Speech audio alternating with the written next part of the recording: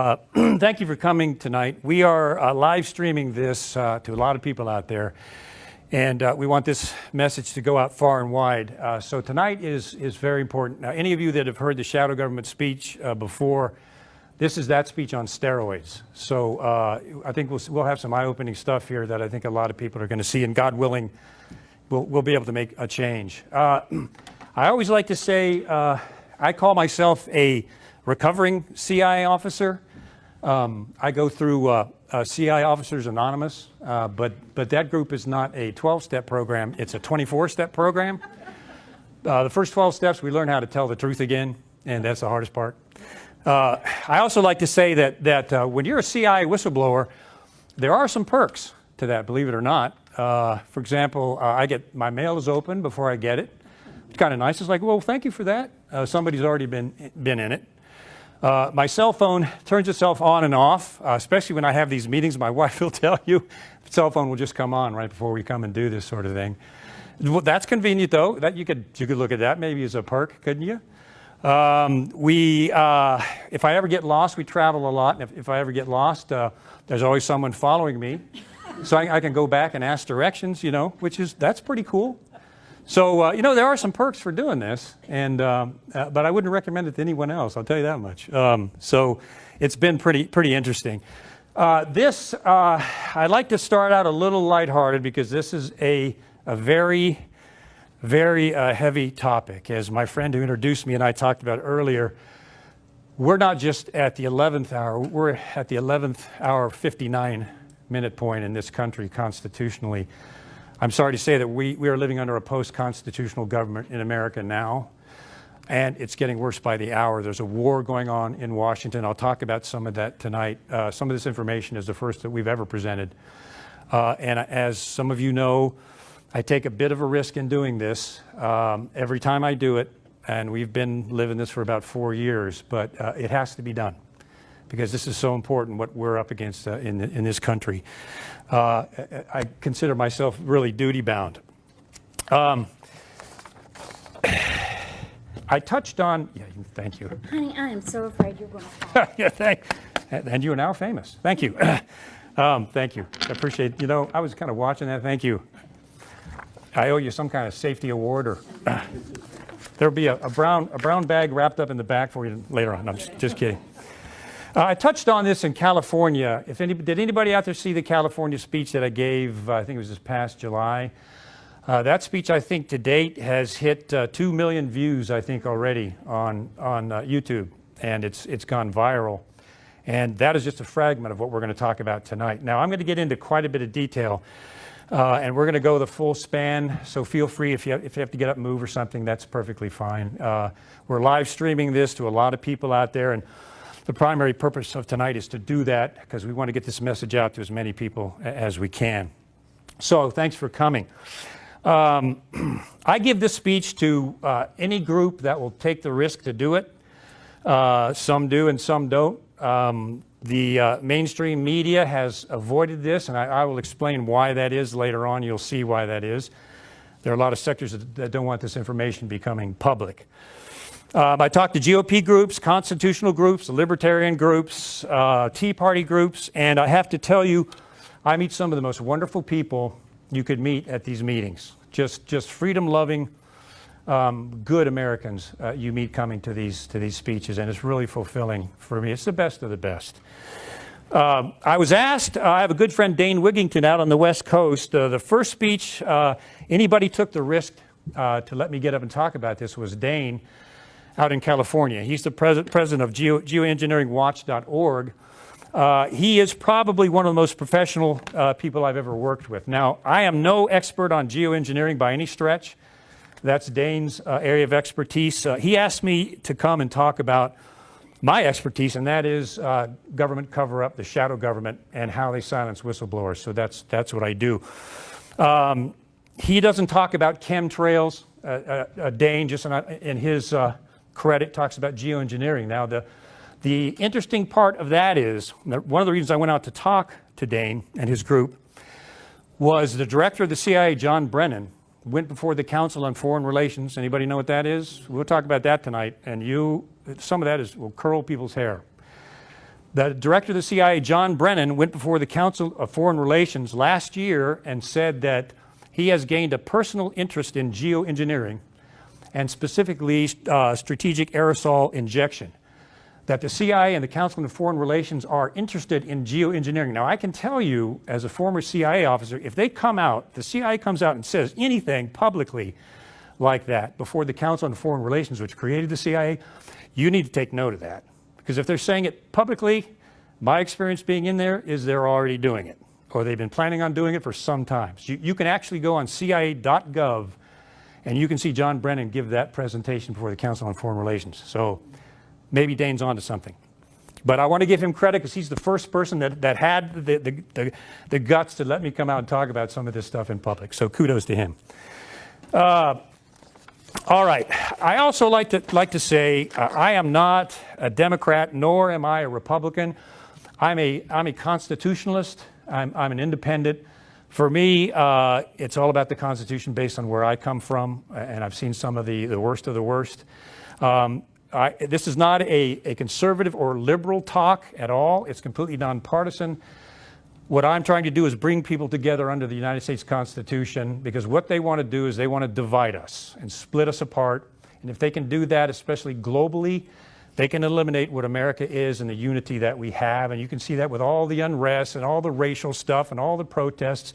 A lot of that is coming down from some of the globalist financiers that are financing some of these groups with the intent of dividing America. So I want everybody to understand that. Don't fall into that trap, because they're trying to split us up. And it comes from a global level. I'm doing this because I adore this country and our constitutional government and our constitutional republic. That's what drives me and that's what motivates me. I risked my life for this country, literally, when I was in the CIA, and I'm seeing this country being degraded and taken apart. Sadly, the CIA is a part of that, and we'll be talking about that.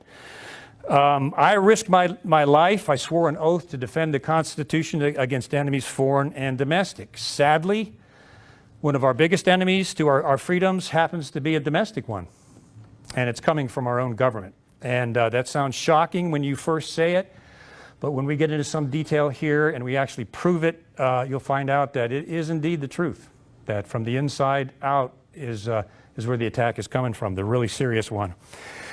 There are certain dark parts of our own government I call personally the shadow government. That's what we'll be talking about. Some call it the deep state, and the deep state does exist. What my point is, coming from the CIA, is the deep state and the shadow government are not the same thing. They're used interchangeably, but the shadow government and the deep state are not the same entity.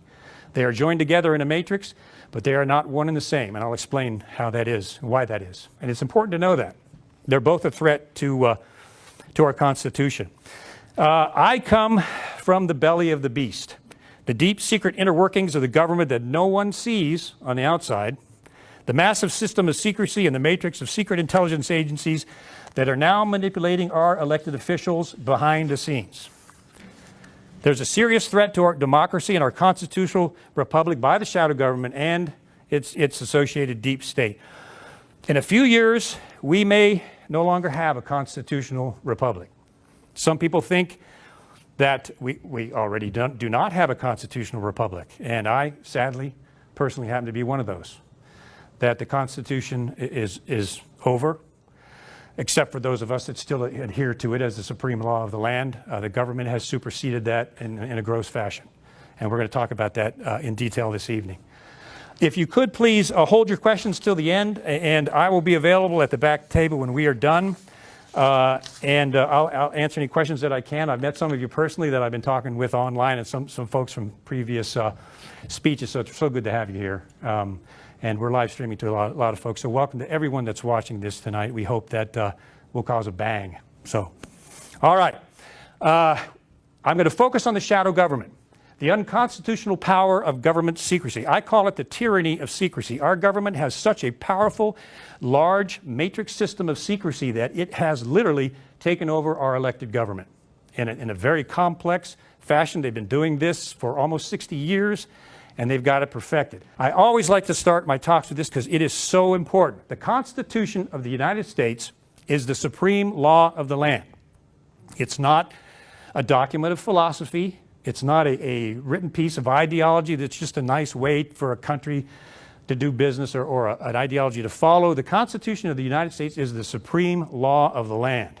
It supersedes the entire criminal justice system that we have underneath it. And that's important to understand, because if someone violates the Constitution, they are breaking the law. It's a felony, okay? So if the government or any government agency violates the Constitution, like the Fourth Amendment, for example, they're breaking the law. That's a felony. That applies to citizens, and it applies to the government also.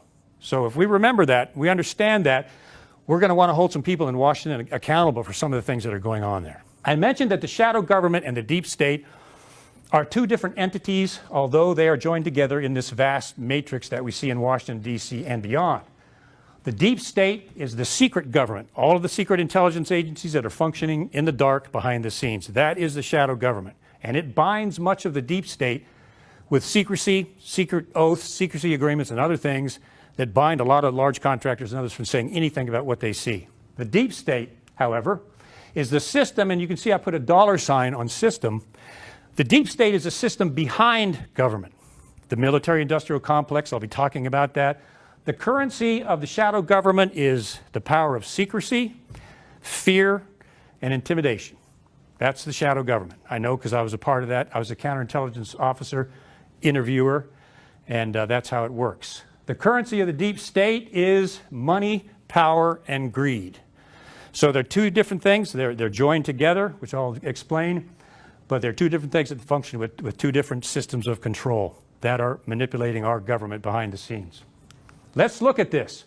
I want to show you all the size, the power, and the extent of the shadow government, or the secret government. This is the size. Each organization that I'm about to show you up here functions in secrecy and is bound by secret oaths from saying anything about what they see. When I was in there, I was in there during the Iran-Contra scandal and some other things, and you cannot talk about anything that you see, even if it's illegal or unconstitutional, because there's a system to systematically destroy you if you do. So, you remember the Council on Foreign Relations, established in 1921, came largely from the banking elite, the Morgans, the Rothschilds, and others, formed the Council on Foreign Relations. Council on Foreign Relations, eventually, with the same members of the CFR, created the CIA. I think 21 CIA directors have all been members of the Council on Foreign Relations.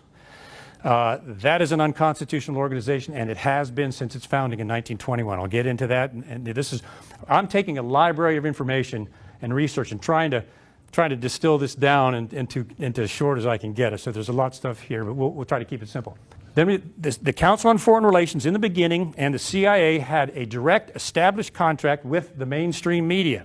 Philip and Catherine Graham of the Washington Post were members of the Council on Foreign Relations and directly connected to the CIA and directly connected to the CIA and CFR's program of pumping information into the news media for propaganda of the American people. And do you think that still continues today? There's no doubt about it. I will prove it later on. Most people will say, that passed away in 1976 with the end of Operation Mockingbird. Operation Mockingbird did not end. A lot of you shaking your heads, you know what I'm talking about. It's still here. Mainstream media is involved directly. Then you've got, of course, our beloved NSA. I know a couple of senior NSA whistleblowers. We tend to be friends when you're doing what we do because it's a small circle of riskies. And they've got a lot of things to say about NSA domestic surveillance and spying. So the NSA was created not by Congress, but via executive order outside of the Constitution, which most people don't know. It's got the Foreign Intelligence Surveillance Act, or the FISA Court, which is a secret Supreme Court that functions outside of Congress and outside of the American people, and nobody knows what it does except grant warrants to domestically spy on U.S. citizens, which it has done in a gross fashion, as most of us know, with the NSA domestic surveillance program. More on that later. Silicon Valley now is directly connected to NSA. That's the way that the government does it, the CIA and the NSA. They approach Silicon Valley companies. I was in a military-industrial complex. I was a program manager. They are always looking for big multi-million-dollar contracts. That's how you survive. That's how you stay alive. So the NSA, the CIA comes to them and says, hey, we got a $5-10 million contract. You sign up, we'll give this to you, and you can hook into Yahoo and Google and everybody else, And, it's worth, in this case, about $500 million total. So your average program manager says, I'll take it. And they sign up. What the CIA and the NSA do then, because I executed thousands of these, they make you sign the piece of paper. Okay, you got this multi-million-dollar contract, but you cannot have access to anything until you sign the secrecy oath or the secrecy agreement with the CIA and NSA, which threatens you with administrative action, termination, or prison. If you mention anything connected with that operation, you can go to jail or worse. That's how they do it.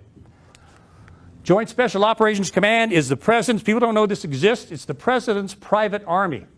The President of the United States can send the secret JSOC out into any country, and I think they're out there right now, into any country to conduct a special secret operation against that group of people to neutralize or whatever needs to be done in secret.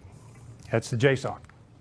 The Director of National Intelligence, 17 federal agencies made up of tens of thousands of people are engaged in the shadow or secret government. 17 different intelligence agencies are part of the shadow government. It's massive. I'll show you the size here in a moment. Department of Homeland Security has its own secret branches. Department of State has its own secret branches. You remember when Secretary Hillary Clinton secretly ran guns into Libya, Benghazi, without anybody knowing about it, without Congress knowing about it? Those guns were given to the Free Syrian Army in Benghazi and eventually up outside of Syria. The Free Syrian Army, claiming to be moderate Islamic rebels, many of them morphed into, guess who? ISIS. ISIS is now using U.S. tanks, U.S. weapons, and trained U.S. fighters, some of which, they got some of the weapons from Iraq when we bailed out of Iraq, but a lot of ISIS branched out of the Free Syrian Army, and they have a lot of our weapons that they're using that we sent over there. That was conducted in secret. Did anybody here vote for that? Did anybody here vote for arming the Free Syrian Army in Syria with weapons? I don't see any hands. I never do, because we didn't. We didn't even know what was going on. That is the shadow government. Defense Intelligence Agency, another branch of intelligence, were actually caught setting up a program to gain informants inside the United States to have U.S. citizens spy on other U.S. citizens. They were caught by Congress. The program was shut down. They were directly involved in the torture program, which was more than waterboarding, by the way. People died. It was a lot worse than just pouring water on people's heads. It was pretty bad. I think they're still under investigation for some of the things that they did to an extreme in the torture program. National Reconnaissance Office. All the satellites that are around the Earth, the spy satellites, the technology of which would blow your mind. So I'm just not going there. Let's just say that's another branch of the shadow government that's up there circulating around. And the technology that is out there, all the way down to nanotechnology, is mind-blowing. The National Geospatial Intelligence Agency, most people don't know this, but they approached Google and they assisted with a contract and paying a lot of money to help Google set up Google Earth. So, and we all know what Google Earth can. They can come down and see what kind of tomatoes I'm growing if they want to. So the NGA, do you think that the federal government has a hand in Google Earth and coming down and looking at your house and your barn? They helped create it. So is there any individual privacy anymore? It's gone. It's dead. What they can do is incredible. And it increases by the quarter. National Geospatial Intelligence, the FBI, warrantless search program, where they can break, Robert Mueller authorized this, where they can break into your house without a warrant, search your house, and leave without you ever knowing they were there. Gross violation of the Fourth Amendment. I'll try to keep this short, but Robert Mueller testified under oath, fabricated 3 times. They only broke into Americans' house 47 times. They came back and said, well, sir, we happen to have evidence that it was probably more like 2,000. Now he's under oath. Oh, okay, it was 2,000. Or, sir, we have evidence that it's even more than that. Well, they got him up to 4,000 times that they'd broken into Americans' homes without a warrant. Finally, when they got him above that, they said, Director Mueller, you're not being straight with us. How many times has the FBI broken into Americans' homes? If you can imagine, his response was this: I don't remember. Okay. Do we buy that one? I don't think so. Under oath. We'll get into that a little bit later. So here we've got the shadow or secret government. I will get into the magnitude of this thing, the power of this thing, the unconstitutionality of this thing, and it is mind-blowing. That's just the shadow government. That's not the deep state. This is the deep state. The shadow government is connected to the deep state, and it binds much of it through secrecy oaths, secret contracts, and secret agreements that they are bound by life with. For example, Lockheed Martin and other companies have CIA contracts. They're bound by the secrecy oath. They can never talk about what they're doing. I'll talk about some of it because I got it from open source, and I know how to do that. So, because I have to be real careful. I have to watch everything I say. This is the deep state. It does exist. There were some of us, a few of us, that were talking about the deep state 5 years ago when it wasn't cool, and no one would say a thing about it. Now, if you listen to any talk show now, they're all talking about the deep state because it's kind of safe. Everybody's talking about the deep state, but they're claiming, well, they're Obama holdovers in the deep state, and that's really what it is. That's a smokescreen. The deep state and shadow government go back for every presidential administration going back to 1947. So it's not Obama holdovers, and I'll show you why in a moment. It is massive. The military-industrial complex, Eisenhower, when he gave that speech, originally called it the military-industrial congressional complex, because Congress is tied in so deeply with the military-industrial complex, it's disgusting. But they convinced him to take Congress out of the military-industrial complex speech that he gave. Congress is very much involved in the military complex and the deep state, and you'll see in a moment why they promise us one thing and then they vote on something exactly opposite. The lobbyists in Washington, D.C., I think spend $4.8 million a year lobbying the Congress and the Senate to get their way. We'll call it the MIC just for short.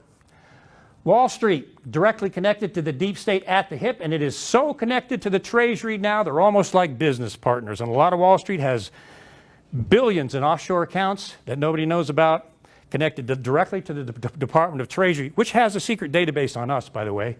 Most people don't know that. Treasury has its own secret database. It has opened the back door for the NSA and the CIA to come in and look at financial information on us. Just found that out. Foreign lobbyists, Israel and Saudi Arabia, I'm not making a comment on either one, but they might as well have a Senate or congressional seat. The amount of power and influence they have over our elected officials is phenomenal. And the millions and millions of dollars that they contribute is also phenomenal. Defense contractors bound by the deep state, intelligence contractors, I will get into these. There's something that I call the secret intelligence complex, industrial complex. We've got the military industrial complex. We've got the secret intelligence industrial complex, just as big, just as powerful, nobody knows about. We'll talk about that. The Federal Reserve. You could call this the economic shadow government. If anybody has studied the Federal Reserve, my gosh. And when you know how that thing operates and what it's doing, it took the freedom, the constitutional freedom economic of Americans away in 1913, that far back. It is run by international bankers in secret. It is not a federal agency. It is a private bank made up of international banks that run our entire economic policy. So this is an economic shadow government all by itself, but it's more of a part of the deep state because it's economic.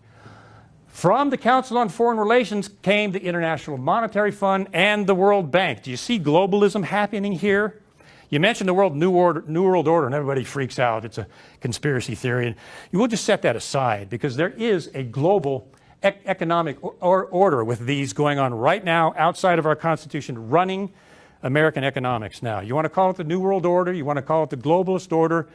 You want to call it what Susan Rice and Barack Obama called it, the new international world order. You can call it whatever you want. But this global order exists, and it is running our country. More on that coming up. Now, I tried my level best to distill all these volumes of things down to try to make it simple how this happened. The global banking elite, the Morgans, the Rothschilds, the Rockefellers, way back with Cecil Rhodes, going all the way back to South Africa, started secret societies because they wanted a global economic world order. In other words, they wanted economic rulership of the world because that way they'd bring world peace and there'd no longer be national division. The odd thing is the majority of them were engaged in the occult, some of them very deeply engaged in the occult, and that thread followed these rich families all the way through and still does today. Just an interesting side fact. Guess who created the Federal Reserve? The global financial bankers had a secret meeting at Jekyll Island. We've been there, we stayed there. That's where they created the Federal Reserve. They deceptively worded it in a bill so it got by Congress. Congress passed it, not even realizing what they just did. And the Federal Reserve essentially took over the U.S. economy. It is and has global financial control of the entire U.S. economy right now. The Federal Reserve does. I'm going to get into that in detail because I have to, because it's so important. Guess who created the Council on Foreign Relations? The Rockefellers, the Morgans, the Rothschilds, especially the Morgan-Rothschild connection. They created the Council on Foreign Relations. It was not created by Congress. It was not created by vote. It was not created by the American people. It was created by the global bankers. What they did was they took global control over all of the U.S. economy, and the Council on Foreign Relations did and still does controls our foreign policy. So the Federal Reserve controls our finances. The Council on Foreign Relations controls all of our foreign policy and our foreign wars. Now, still does, through the Department of State. They eventually were responsible for the creation of the MIC, the Military Industrial Complex. And the CFR, from its very beginning, established a mechanism to control, guess what? The news media, going way back to 1921 up to 1976 with Mockingbird and beyond. This is propaganda that goes out to get the American public to support wars like Iraq, Syria, and all these other things, where they send these talking heads out to the news networks to get popular support for these wars without a vote from the American people. The CFR created the Central Intelligence Agency, which, as a recovering CIA officer, I'm going to be talking about in great detail at some risk, but it's a dirty job, as they say. Someone's got to do it. That came right out of the Council on Foreign Relations, and most of the members of the CFR became directors and members of the CIA. And you'll see this thread go all the way down through history up until today, where it's getting worse. So they began the Covert Action Program. The CIA's Covert Action Program is unconstitutional, and it's illegal, and it should not exist. And I'll go into the bloody things that have happened as a result of that down through the years. Out of that came the creation of the secret intelligence budget. Congress doesn't know about it. We don't know about it. Billions of dollars are spent, foreign wars, coups, overturning governments. None of us have a say in that. Congress doesn't even know how much they're spending. Now, I've been at the other end of the secret budget, and I have to be careful, but I can tell you, the money doesn't always go for ethical things. Let's just put it that way, okay? But it's a secret budget. Out of that came the secret intelligence agencies and the surveillance state that we have right now. We are in, I think it was John Whitehead called it, we're in an electronic concentration camp. We are surveilled, spied, monitored on from space, through our cell phones, smart TVs. It's all around us. We have no privacy. Privacy is dead. Constitutional privacy, I'm sorry to say, is gone. December 22nd, 1913, I call that the year that the Constitution died. That was the year that they created the Federal Reserve Act. And the Federal Reserve came to life and took control of the American economy away from Congress and away from the American people. And that was the end of our Constitution right there. Then there was a second death in 1947 with the National Security Act of 1947 and the creation of the CIA as a covert branch of government that does pretty much what it wants to do when it wants to do it outside of the Constitution. So it died a second time in 1947. So that far back, folks, we lost our Constitution that far back. Now, inside the government, any of you that know anything about the CIA, the NSA, or any of the intelligence agencies, their charter is you're only supposed to have a foreign mission, right? You're not supposed to spy on American citizens. That used to be against the law until 9/11 happened. Now, I want to stress, the NSA's domestic surveillance program that was spying on all of us, our computers, our cell phones, our internet traffic, our smart TVs, and on and on and on, it's collecting 1.5 billion pieces of information, not on terrorists, but on us a day through the NSA surveillance program. The NSA surveillance program was going on before 9/11. Everybody says, and it amplified, but that the NSA domestic surveillance program was as a result of 9/11. No, it was going on before 9/11 happened, just so you know. That's just an excuse. But now inside the United States, this is the size of the shadow government that we now have functioning inside the United States through fusion centers watching us. There are 10,000 secret sites of the shadow government within the United States of America across the country. 10,000 secret sites inside the United States, not in a foreign country, inside the U.S. 1,271 secret agencies now are involved inside the U.S. with secrecy. 1,931 big private corporations are now involved in government secrecy inside the U.S. I think it was Dana Priest and William Arkin did a tremendous piece of journalism on this, and I hope they got a Pulitzer Prize. I don't know if they did, but man, did they come up with a tremendous study on this. 4,800,000 people that we know of hold government security clearances and have signed the government secrecy agreement and will never be able to talk about what they've done. Okay? 4.8 million that we know of. It's more than that. 854,000 people they found out on paper through a really fascinating search. 854,000 people have top secret government clearances, the next level up. You can't even breathe what you're doing to anybody, or you're behind bars for 20 years. So that number of people, and again, I would call this a conservative estimate based on my background. Inside the United States, millions of Americans, through the deep state, the shadow government, and their associated contractors have signed government secrecy oaths or secrecy agreements. Millions of Americans inside the United States are bound by the secrecy oath. And as I said, I'm recovering. I executed thousands of those myself. So I know what they are, and I know what they can do.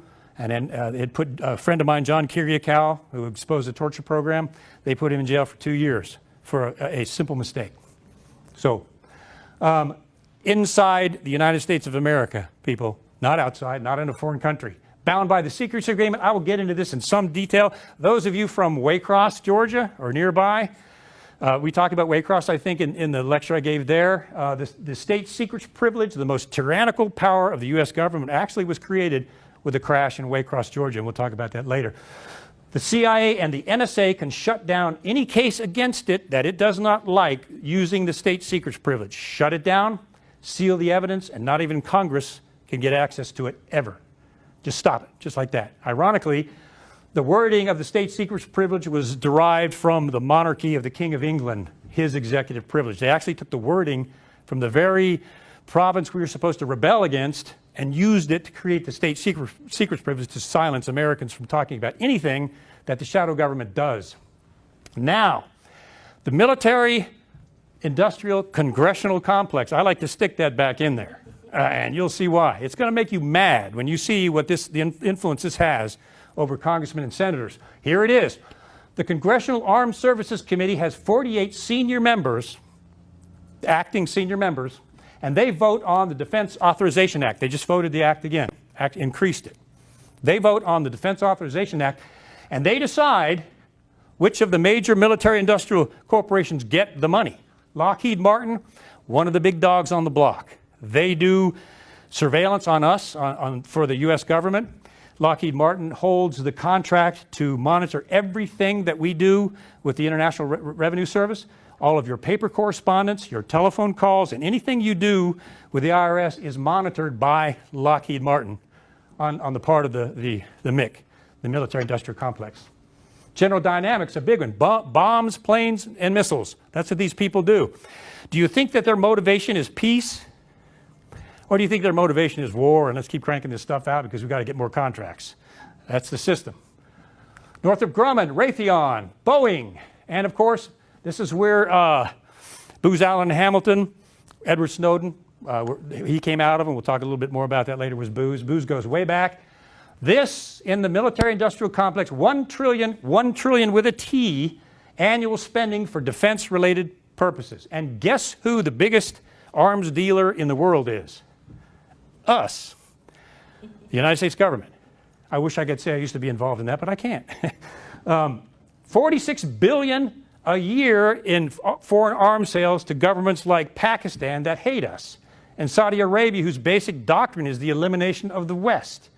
And we're giving this kind of money to these people. Now, I want you to look at these congressmen and senators. These military-industrial contractors give an average of $700,000 a year in contributions to these congressmen and senators' re-election campaigns and their leadership PACs, political action committees. $700,000 a year come out of these companies into these congressmen and senators. One of the most prominent one is this fellow, John McCain. Personally, humbly, I call him the shadow senator. He is so deeply tied into the shadow government, the deep state, it's almost nauseating. He gets $694,508 a year into his pocket for supporting war, arms, bullets, and bombs, and the military-industrial complex. War is big business for old John. That's why we saw his picture with al-Qaeda members over in Syria, smiling. And it turns out one of them was al-Qaeda and the other was an ISIS leader. That's what happens when you get into greed and power without even knowing it. Maybe you wind up with the wrong crowd. So, can you see where the influence is on our elected officials? This is just one fragment of the iceberg here. They tell us one thing, we're going to improve your financial life and your peace and security. Then they go to Washington and they do something exactly the opposite. They vote for covert wars, bloody conflicts in Syria, where we have been responsible for over 500,000 deaths now in Syria. The place is just blown to bits by the moderate Free Syrian Army. The Free Syrian Army went into a Christian village, and the Islamic U.S.-supported Free Syrian Army massacred an entire village of Christians that were protected by the Assad regime. See that? Do you hear that in the media anywhere? No, of course not. No. The deep state and the shadow government, they want these wars to happen. More on that later. So, you can see the problem. Now, what most people don't know exists, and this I think is where Drudge picked this up in Zero Hedge, is this, the secret intelligence industrial complex. Most people aren't even aware it's out there. Why? Because it's secret. It's the shadow government. I want you to see the massive size of this. It's consisted of the CIA, the NSA, the NGA, and the NRO, which I already talked about. These are the big dog companies. Leidos Holdings, multi-billion-dollar company. CSRA, CACI, these folks are responsible for the torture program, which was only waterboarding, not much more than that. You've got SAIC. SAIC had a contract with NSA. It was the Trailblazer program, which was the domestic surveillance program. Turns out it was an abject failure in its first iteration. And SAIC messed up the contract and they lost $7 billion. The whole thing failed. Do you think SAIC received any discipline from that? No. They're still right in there with the government getting big contracts. They just walked right through it unscathed. That's how the shadow government works. Booz Allen Hamilton has been working for the intelligence community for so long, it goes all the way back. They helped establish the intelligence agency system in Egypt, going way back then. That's how big Booz Allen Hamilton was. This is where Edward Snowden came out of Booz and blew the whistle. I can tell you this. Edward Snowden, by his own admission, had watched the Thomas Drake case. Thomas Drake came out and blew the whistle on the NSA surveillance program. What'd they do? They arrested him at gunpoint with an FBI SWAT team and charged him with espionage for trying to reveal that the government was spying on American people. Edward Snowden saw that happen to Thomas Drake and did what he did. Now, do you think if Snowden had stuck around and tried to go through the system, he'd still be here? No. So he's right. They would have gotten rid of him in some pretty creative ways. But it was the Thomas Drake case, Booz Allen Hamilton, the Thomas Drake case in NSA got him to do that. Now look at this. $50 billion annually of our tax revenue is spent by the secret intelligence industrial complex. $50 billion. Did anybody know that their tax dollars were going to that? Anybody vote for that? Anybody even know about that? No. That's a lot of money. Well, how about this? These are top secret, unelected, unreported companies that do work that the American people are completely unaware of. And some of it is pretty nefarious, for lack of a better term. I used to be there. Some of it is flat out unconstitutional. Some of it is illegal. People should be in jail, some of them. They have no accountability to Congress, no accountability to their American people, and no constitutional accountability whatsoever. Now, what do you think will happen to any sort of group of organizations if they are in secrecy and have no accountability? What do you think is going to happen? Just like the Founding Fathers said, they're going to go bad every single time. Secrecy breeds corruption. It does. So we've got the secret intelligence industrial complex hidden behind the scenes that nobody knows about, at least until now. So this is the size of the massive secrecy complex that we have that's being paid for with our tax dollars. You've got the CIA, my former home, that has grown into a huge organization from what it used to be. You've got the National Security Agency. You've got the National Geospatial Agency and an overhead picture of the National Reconnaissance Office. Massive, massive organizations. Thousands and thousands and thousands of Americans inside the United States bound by secrecy oaths. Okay? So, basically, it's established a global digital surveillance order. And most of our allies are a little upset at this. We're not just spying on us, we're spying on everyone. The NSA has got connections, global connections all over the world. So we've got a global digital surveillance network. I want you to look at this because this slide is, at least in my humble view, is upsetting. I went in and I did some research to find out what the cost, the actual cost in tax dollars of the shadow government and the deep state. How much of our tax money are they spending on these things? Well, let's look at it. $50 billion annually is the total intelligence budget, tax revenue. $598 billion is the total defense budget. $150 billion is the cost of overseas military bases, many of which are no longer needed.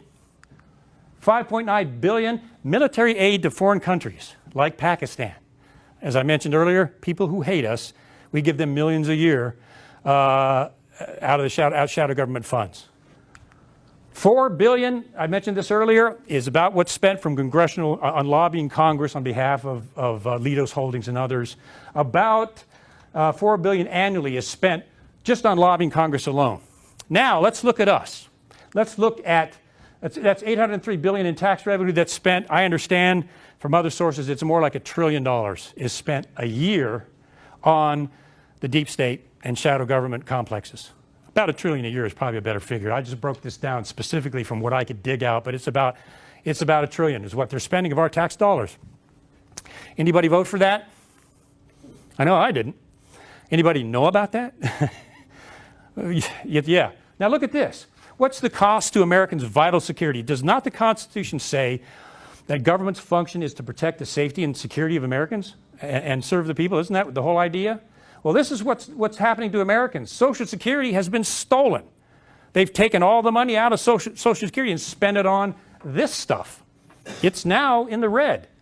And this is not they try to call it an entitlement program. I don't know about you all, but I put hundreds and hundreds of dollars a month into Social Security so it would be a retirement someday. And they took it completely and they spent it on this.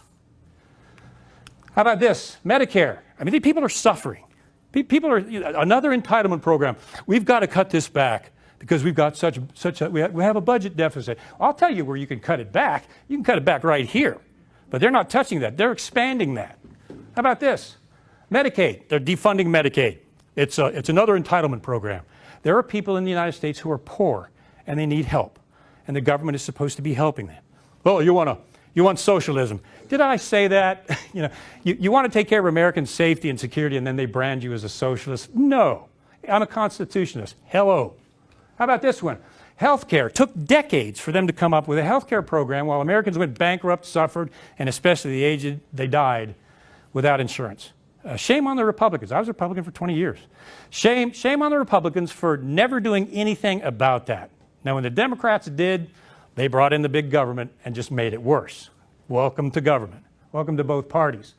But now they're working out a health care program. The initial one was, well, okay, we'll get rid of Obamacare. We'll come up with another health care program, but we're not going to cover any pre-existing conditions, or we're going to make it really expensive.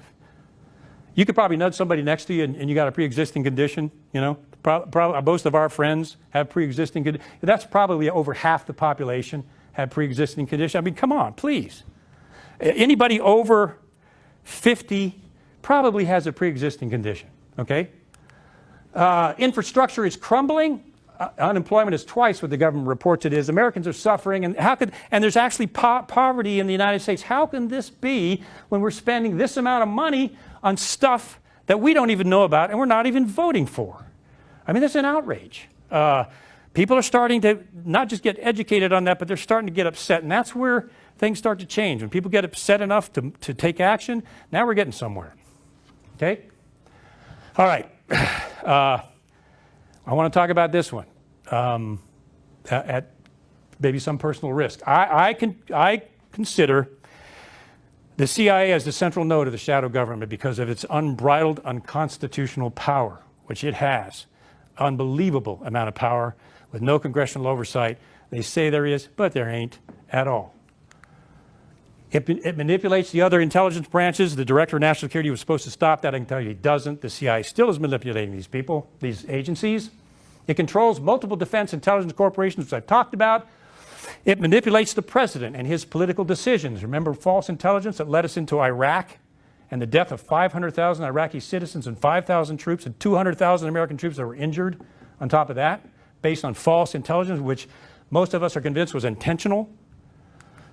Power to start wars, torture, drones. They've conducted 80 coups overseas, multiple false flags, false terrorist attacks in Italy conducted by the CIA to make it look like the Italian government did it, killed 491 innocent people.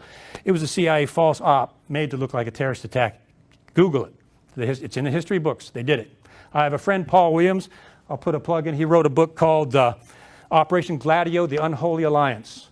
The connection between the CIA, the Mafia, and the Vatican.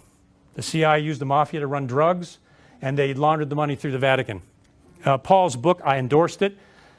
I wasn't until I read it. He's got 2,000 documented footnotes in that book that proves that that happened. That the CIA was running drugs, laundering the money through the Vatican to stage false terrorist attacks in Italy. They were doing it. It's documented. And it gets worse. These are unelected officials that make these massive, huge decisions. It manipulates Congress with secrecy. I'll show you how they do that. They manipulate Congress with impunity by the power of secrecy. And I'll show you how they do that. They manipulate the judiciary with the state secrets privilege, shutting cases down, forcing them to shut cases down. And surprisingly, their budget is secret, because if anybody knew what they're spending this money on, there would be no CIA. I can tell you that right now. It would be gone. But see, that's what secrecy does. It hides dark activity. Otherwise, it wouldn't exist. It has been calculated, I think pretty accurately, that because of CIA operations and coups, about 7 million people have died as a result of CIA covert operations. Largely innocent people. Places like Chile, where they supported Augusto Pinochet and the death squads, cost the lives of 46,000 men, women, and children. Some of the ladies were pregnant. And 200,000 Chileans disappeared. They don't know where they went. That was a CIA-supported coup, and they actually paid some of Pinochet's death squads with our tax dollars. It kind of makes you, it upsets you a little bit. All right. This is a quote. I have this in my book from Harry Truman. Harry Truman reluctantly created the Central Intelligence Agency. He said this afterwards, I think it was 2 years later. There's something about the way the CIA has been functioning that is casting a shadow on our historic position of freedom, and I think we need to correct it. Later, he called it a sinister and mysterious agency, and then said he regretted ever forming it in the first place. That was only 2 years after its creation. It had gone rogue already. Well, and I'll show you some of that in a bit. Interesting enough, remember I mentioned the Council on Foreign Relations and its connection to the mainstream media, specifically the Washington Post? Still the Washington Post, in my humble view. Amazon just entered into a $600 million contract with, guess who? The CIA. Who does Amazon own? The Washington Post. What a coincidence. Nothing ever changes. This is a cycle. This is a system. Anyway, this was published in the Washington Post. Everybody freaked out, and then it was deleted 3 days later and never published again. The Post pulled it. Somebody happened to grab it before they were able to do that. All right. What is going on in Washington, D.C. right now? Does it appear like there's a war, maybe, of some kind happening? It's like, you know, when there's a thunderstorm, when the cold air hits the hot air, boom, there's a thunderstorm. You've got the shadow government hitting this out-of-the-box guy, Donald Trump, who's not a part of, I think it was Newt Gingrich said, he's not a part of any of the secret societies. You've got the shadow government and the CIA and Donald Trump. Whatever you think of Donald Trump is irrelevant. They're colliding. And there is a thunderstorm. In all my 20 years of government, I never saw anything even remotely close to this. So there's an internal Cold War, the shadow government versus the elected government. Remember some of the things Donald Trump said before the election? He's going to go on and investigate the CIA and some of their past activities. He's going to look at the JFK assassination. He wasn't so convinced that 9/11 was above board. He wanted to look into the NSA domestic spying program. All these things he was saying before he was elected. And of course, everybody's like, he'll never get in. Go ahead, blow your smoke. Then he gets elected. And the shadow government is like Homer Simpson. Oh my, what are we going to do? I mean, they're freaking out, literally. And you can see that coming out in the press. This is the size of the shadow government. Huge complex of secrecy, surveillance, and covert programs the size of 23 U.S. Capitol buildings, 3 Pentagons. And if you remember this, the CIA just recently, a couple years ago, spied on the U.S. Senate. They cracked into the Senate computers, surveilled them when they were writing, Dianne Feinstein and the Select Committee were writing the report on CIA torture program. Remember that? The CIA actually broke into the Senate computers on Capitol Hill and accessed that report. That's a felony. That's multiple felonies. Was anybody charged for that? Was John Brennan indicted for doing that? Did he even get a slap on the wrist? No. Nothing happened. Now, President Obama, they said, President Obama, what do you think about this? The CIA just hacked into the Senate on Capitol Hill. Now what are you going to do about this? He said, well, I have full confidence in John Brennan, was his response. But most people think, well, that was a political backup. No. The chilling thing is President Obama could do nothing about what the CIA was doing. Obama could do nothing about the fact that the CIA had cracked into the Senate. So he just said, I support John Brennan. And there's nothing he could do. He did not have the power to overturn or subvert the CIA. That's how bad this is. Okay? So what does John Brennan do when he's called before the Senate and put on the hot seat for bugging the U.S. Senate? This is what the CIA always does. He threatens them. Well, you had unauthorized access to CIA classified information on those computers, is what he said. And you know what the penalties of that are? Could be prison.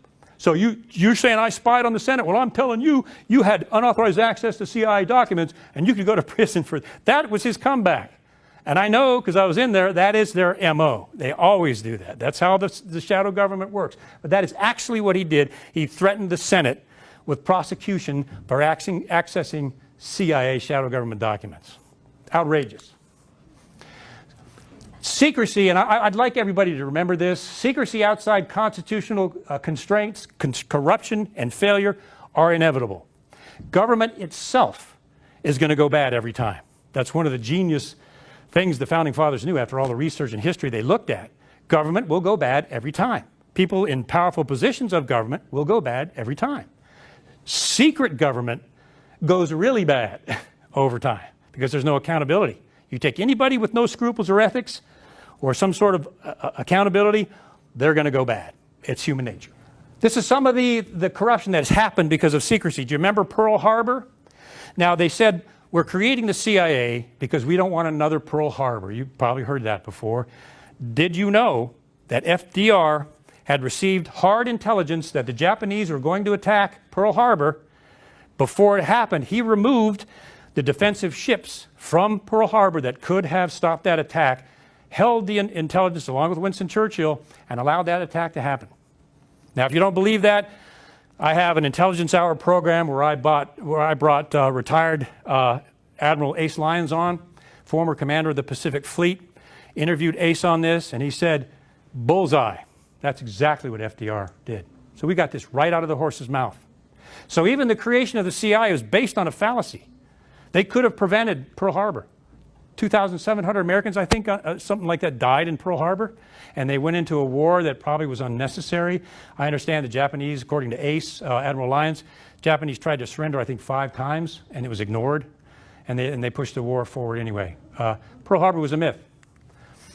Iran, the Iran we have now was started when the CIA, the Iranian government accepted by the people, it was a peaceful government, almost an ally, but the Iran took control of all of the oil and gas pipelines in the country of Iran, which was a lot, and took it away from the British and away from the Americans and nationalized the oil system in Iran. So the CIA, along with some of the U.S. corporations, said, no, we cannot have the Iran having power over this oil. So the CIA went into Iran, staged a coup, got riots in the streets, people were killed. That government was overthrown, and guess who replaced it? Ayatollah Khomeini, and the creation of Hezbollah took its place. And now, what do we have now? The Iran and the nuclear deal was started with a CIA coup in the beginning over a government that was not trying to hurt anybody, started with a coup that removed a peaceful government to get the oil and the gas. Research it. It's there. And the CIA created the problem we have with Iran right now because of an illegal, unconstitutional operation. Afghanistan. We went into Afghanistan against the Soviets. Remember that? That was back in my days.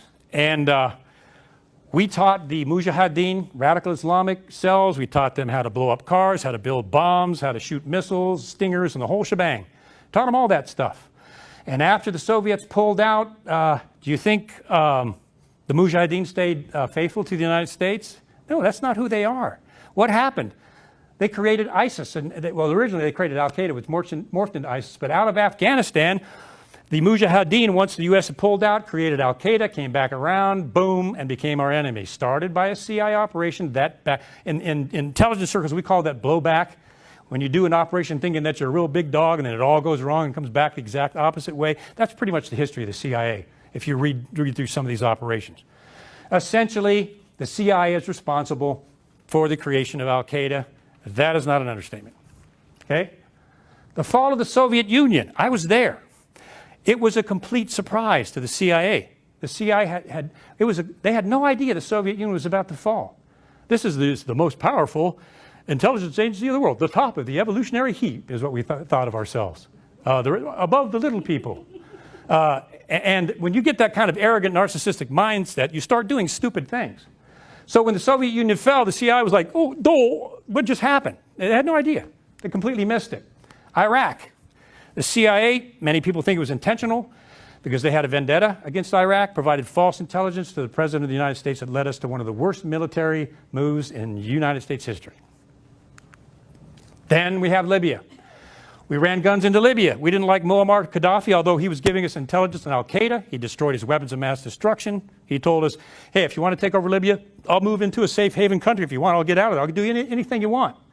But Barack Obama and Hillary Clinton, and I'm not making a political statement, they committed what was a de facto assassination, and they pushed for his murder anyway to overturn that government, which is now in the hands of radical Islamicists, largely Al-Qaeda and Al-Fuqra and others have taken control of Libya, and it is an absolute mess, and we've lost total control, and it is now connected to ISIS and the Free Syrian Army up in Syria. Another mess. 9/11. Don't have time to go off on this one, but I can tell you this. The CIA had direct information before 9/11 of the alleged hijackers because they were assets. They knew who they were, but they refused to provide the information to the FBI. After 9/11 happened, they were the only federal agency to refuse to provide any information about what the CIA knew before the attack. Just flat out refused. Said, nope, not going to do it. It's classified. And the 9/11 Commission was never able to put that in the report. We could spend a few hours on that one. There have been massive intelligence failures within the CIA. You would laugh if you knew what they were. Massive intelligence failures that people will never know about because they're secret. If they did know about them, the place wouldn't exist. So there's a lot of failures that people don't know about because it's a classified complex.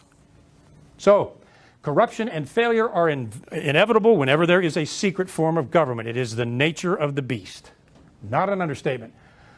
Blood on its roots. When you have an organization whose roots are dark from the beginning over history, the roots usually supply the life to the tree and then eventually the fruit. And I just want to make this point. The CIA's past, human rights violations in Chile, 80 bloody coups, torture, rendition, and secret prisons were happening in the first 4 years of the CIA. Does that sound familiar? It just happened again, didn't they? Same root, same fruit.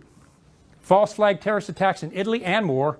Assassinations with impunity. Operation Phoenix in Vietnam. They assassinated 26,000 people the press never reported on because they were suspected of being civilians, connected to the Vietnamese. A huge assassination program called Operation Phoenix. Collaborating with the enemy, Allen Dulles and the CIA secretly moved Nazi war criminals into the United States with false papers and made them scientists within the CIA working on behalf of the American government. High-level Nazi war criminals. Allen Dulles actually worked with the CIA director, worked with top Nazi officials. Overthrowing democratic governments, which they've done many times. Politically motivated intelligence leaks. Now, this is the past. This is the first 10 years of the CIA. Does any of this look familiar today? Blood on the fruit, on the root, blood on the fruit. Same organization, hasn't changed at all. And we all know about the whole nother day here, some of you know, MK Ultra mind control program, nasty, disgusting stuff. I know one of the ladies whose dad was one of the CIA attorneys at the time MK Ultra was being exposed, and he could not stomach what was happening there. She'd drive him to work every day, and he was just incensed by what MK Ultra was doing. Are they still doing it? Well, I'll let you decide about that one. Operation Paperclip, moving Nazi criminals in. Operation Mockingbird, seeding stories into the mainstream media, in the press. They allegedly stopped that in 1976. No, they didn't. The wording is they can't pay journalists anymore, but now it's voluntary. So, okay, so Mockingbird still exists then. If it's voluntary, and the CIA has ways of making people volunteer to provide information. I know that personally when I tried to put my book out. All right, and Operation Gladio, I really recommend the book Operation Gladio. False terrorist attacks, killed people, made it look like terrorists did it. I want to stress this, the CIA as the central node of the shadow government, just remember that, because I'm going to call for, at the end of this lecture, for the dismantling and the rescinding the National Security Act of 1947, which gave the CIA authority for covert operations. That should be rescinded because of the things that they have done. But the CIA was created through the National Security Act of 1947, which states that the CIA is accountable only to the President through the National Security Council if the President knows about it. Truman later regretted it, and this is the wording. This is the wording that created CIA covert operations. Covert operations are mentioned nowhere, giving the CIA the power to do that. Nowhere. This is what it says.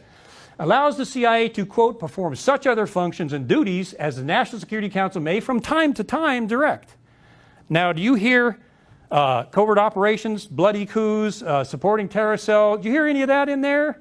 That's because there's no definition of what the CIA's power was, and there was no restriction on what the CIA could do with this secret budget. Absolutely out of control. I remember when I was in there, it's like, oh my gosh, absolutely out of control. Created without congressional approval. Congress had nothing to do with the creation of the CIA. As a matter of fact, goodness, the Department of State, the FBI, much of Congress were completely against the CIA because they were afraid it was going to be another Nazi Secret Service kind of organization. That's the way they put it. They were afraid it was going to be a national police, secret police, was their fear. Truman did it anyway and later regretted it, but it was created without Congress. Now, who represents the people? Who's the only people we have that represent us? It's Congress, right? Constitutionally, Congress is the constitutional voice of the people who run the government, right? The CIA was created without any of that, outside the Constitution completely. Its original form, Foggy Bottom down in Washington, was a single building. What Truman wanted, which we should have gotten, was an objective intelligence agency that collected intelligence and provided it to the president for policymaking. There's nothing wrong with that. It was the covert operations part that went bad. So originally, Truman wanted a bunch of intelligence analysts collecting information, both from the field and providing him with foreign intelligence to make decisions. Nothing wrong with that at all. The only problem is the covert action side that got out of control. This is the size of it today. That's my former home where I used to live. It's massive. Covert operations are massive, largely unknown, their size and scope, and the amount of money that's paid for these things. In comes this out-of-the-box fella by the name of Donald Trump. Donald Trump challenges the NSA and the CIA even before he got in office, if any of you remember that. And Senator Chuck Schumer, the Senate Minority Leader, comes out and says this, very chilling. If you cross the intelligence community, the CIA and the NSA, have 6 ways from Sunday at getting back at you. Do you understand what he's saying there? He's saying, Mr. President, if you cross the CIA, they're going to get you. That's what he's saying. I heard that. My wife and I, we stopped. We're like, what? Of course, from my background, I was like, duh. but that's what he's saying. The only time in history we have ever heard that kind of thing before was Allen Dulles and John F. Kennedy. Allen Dulles, director of the CIA, John F. Kennedy, said he's going to shatter the CIA into 1,000 pieces. The only time before where the shadow government has come against an elected president was JFK. That's why we're seeing the war that we're seeing in Washington. I'm going to get into the Russian dossier here in a little bit, and you're going to find out that essentially is a shadow government operation, and I'll show you why. Whatever your opinion of Donald Trump, the shadow government fears being exposed. That's the thunderstorm that's happening in Washington. That's what's going on. They want him gone, terminated.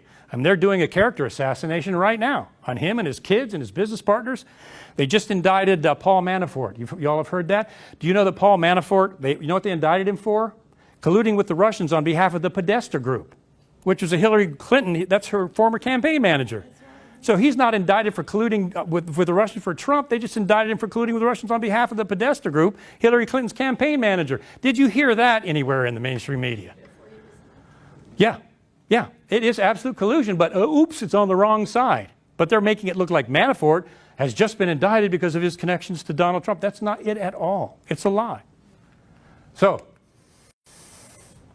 shadow government operations, the dossier. Let's talk about this. You've heard of the dossier out there. Oh my gosh, the golden shower in Moscow. And as disgusting as it gets, if you go through all of the facts and the dossier and you boil them down and distill them, which I did ad nauseum, this is what you get.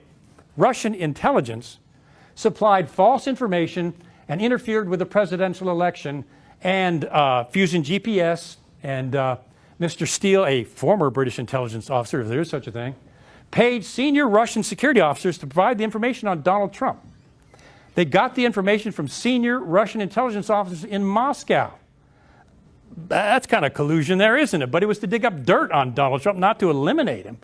So they went to Russian intelligence. Now, I was a CIA officer, and I was up against Russian intelligence sometimes closely. You think you can trust Russian intelligence to give you honest information when you're their espionage enemy? I mean, duh, that's espionage 101. But that's what they did. Then the CIA, John Brennan, labeled it as intelligence, classified it just out of the blue, and leaked it to the news media. The CIA director leaked the contents of the dossier, calling it intelligence, to the news media to make it look like Trump had colluded with the Russians and these prostitutes doing golden showers on Barack Obama's hotel bed or such and such. So the CIA labeled it intelligence, leaked it to the news media. Mockingbird, anyone? Intelligence leaking information to the press against the president? Anybody? Yeah. It was the basis for the FBI getting the warrants to do NSA surveillance on the Trump campaign team. And I think Ms. Powers, the UN ambassador, Susan Powers, I think her first name is Susan, she unmasked 260 names of Americans, Samantha Powers. Samantha Powers used this in the NSA to unmask the identities of 260 Americans. What in the world is the UN ambassador using the NSA to unmask the names of U.S. citizens for? But this is how the FBI got those surveillance warrants, was from the dossier information. So the FBI used information from Russian intelligence to get an NSA FISA approval to spy on Donald Trump and his cabinet. I'll just let that sit there for a couple of seconds. That's what happened. And we talked about the UN ambassador unmasked 260 names. So information used as the basis for the current special prosecutor. Once again, the dossier started the ball rolling for the selection of Robert Mueller as the special prosecutor investigating Trump collusion. Remember, we talked about Mueller's connection to the deep state shadow government. I'm convinced, and there's more there with Mr. Mueller and Comey, for that matter. But the information was used as the basis now for Robert Mueller, the current special prosecutor. Information from Russian intelligence. I mean, if I was in counterintelligence in the CIA, I'd be rolling over. I wouldn't be able to sleep at night if this is happening. I mean, this is the top government almost committing espionage with Soviet intelligence. I mean, really, it's that bad. The FBI even paid this former British spy for information until Christopher Steele's identity was revealed, and then they stopped paying, and they're like, oh, they pulled the payments back. The FBI was actually paying this guy to connect to the Russians and get this information, Robert Mueller. And the dossier was originally obtained by, guess who? The man that I love so much, the shadow senator, John McCain. He sent an emissary over to pick up the dossier from Mr. Steele, brought it back, gave it to the CIA and the FBI, and initiated the investigation. Senator John McCain. And as a former intelligence, I've written lots of intelligence report from some of the stuff I got, some of the stuff that was coming in.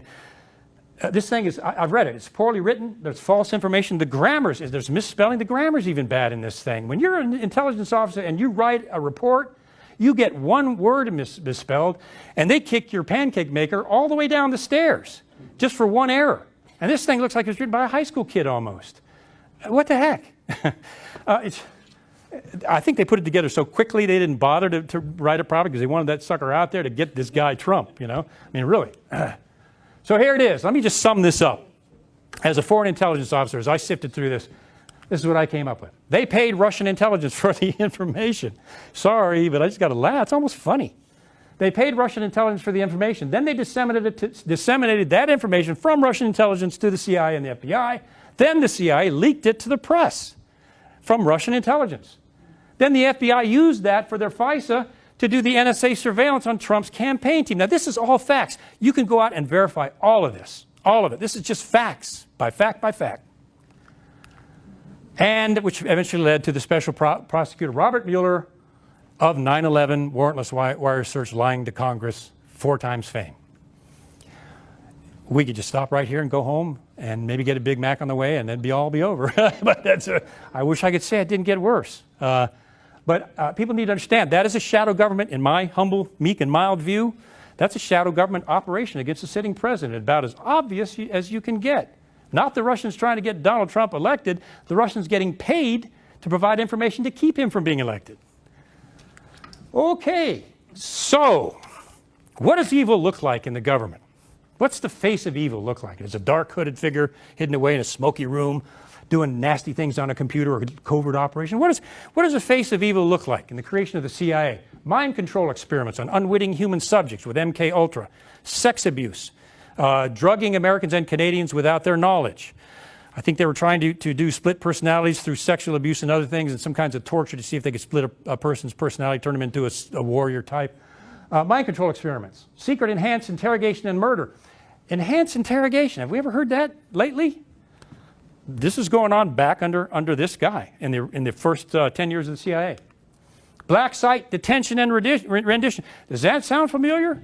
Has that happened recently? Remember, blood on the roots, blood on the fruits. This was done back about 5 to 10 years after the CIA's creation. Did we just not see this a few years ago? Again? Torture, verbal, sexual abuse. Collaborating with Hitler's Third Reich. Smuggling Nazi war criminals out of Germany. Overthrowing democratically elected governments. A huge assassination program. Spying on U.S. citizens. Have you seen that lately? Politically motivated intelligence leaks. I think I just showed you one of those. That happened when the CIA was formed. They're doing the same thing. They haven't changed who they are at all. Conspired against the President of the United States. Allen Dulles formed a secret cabal of former high-level CIA officers to try to undermine every policy that JFK was doing. They worked against him at every turn to try to stop him. After JFK was assassinated, guess who they put in charge of the Warren Commission to run it? Allen Dulles, Kennedy's arch enemy, who was arrayed against him, and he coerced the witnesses and what information the CIA provided. I'm just saying. It's a historical fact. So what does this person look like, this evil, dark, hooded figure? Someone that would do these horrible things. Well, this is what he looks like. Nice, pipe-smoking, Harvard kind of guy. If you met him at a party, you'd think, hey, that's a real educated, upstanding man. Allen Dulles, the director of the CIA, did all this, he and Richard Helms. So, you can't go by what the person looks like. You got to go by what they do, and you got to go by the character of the organization that they're running. The U.S. has been sleeping with the devil since 1947 and the creation of the CIA. Murders, killing, and beyond that the CIA has done with our tax dollars. Our government has been sleeping with the devil since the National Security Act of 1947. We all got this when we got in there. I used to be a briefer. We used to tell people, you know how you got in here in the CIA? You're the cream of the crop. You're the top of the evolutionary chain, intellectual chain. Do you realize that, and I can't say the exact figure, but 300,000 people apply with this agency a year, and only 2% get in? That's you. That means you're smarter than the little people down there. You're special, and their heads swell, and narcissists, which there are a lot of, they love that stuff. Their head just swells way up. You're like James Bond, and that's what you are now. You're James Bond. Well, the only problem with that is, did James Bond ever do these things? Drone wedding parties. I think the drone program has droned to date 8 wedding parties and killed everybody in the wedding party, going after the one suspected terrorist. They can now drone wedding parties not based on hard intelligence, but just suspected that the person, because of their behavior, only may be involved in terrorism. They can hit him with a drone. 8 wedding parties have been wiped out. Torture and kill prisoners. James Bond ever do that? Spy on his own government. Did he ever do that? Ma'am? I think her name was Ma'am. Did he ever spy on Ma'am? Or I forget his boss's name, a lady. Did he ever provide false intelligence leading to war? Pay trained human rights violators, stage false terrorist attacks, overthrow democratically elected governments, plant false stories in British newspapers, create and support terrorism, leak intelligence for political influence, conspired to destroy the Queen. Did James Bond ever do any of these things? CIA, you are no James Bond.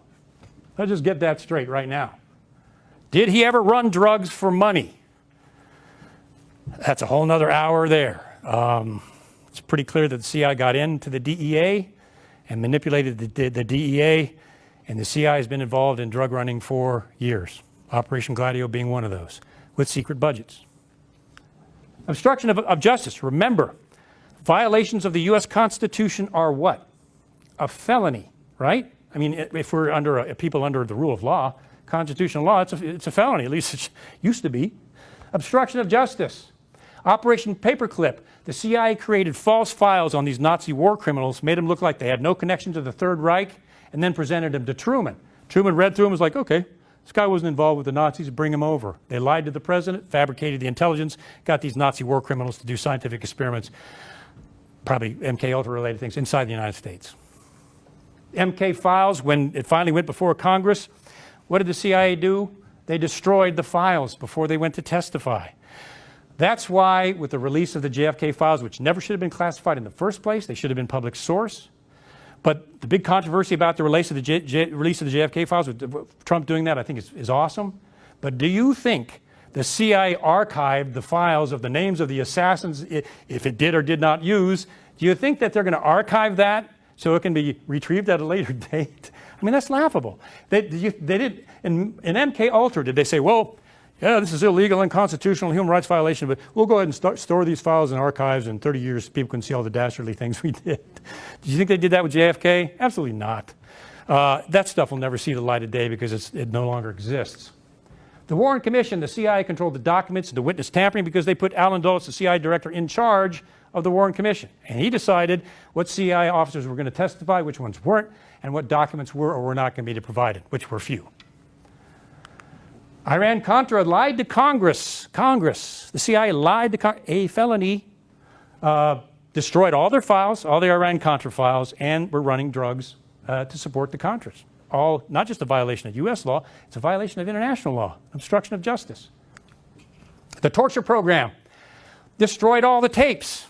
Demanded by the Senate, destroyed all the torture tapes, and then hacked into the computers on Senate on Capitol Hill to see what kind of goods they had on them.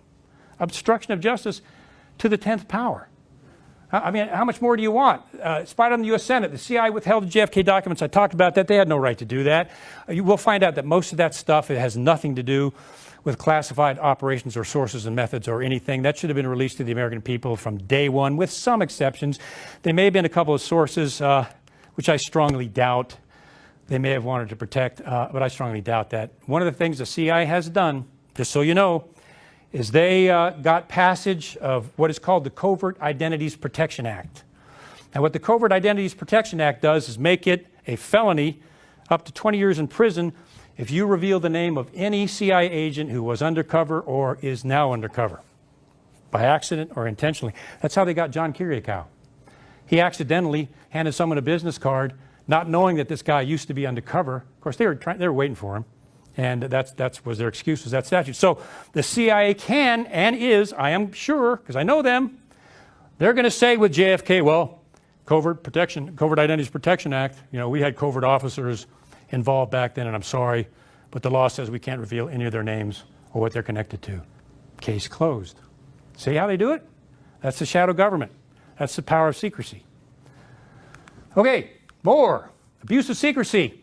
Use of unwitting universities. In MK Ultra, they had unwitting universities, MIT and others, doing the CIA's mind control experiments, but not knowing they were doing it for the CIA.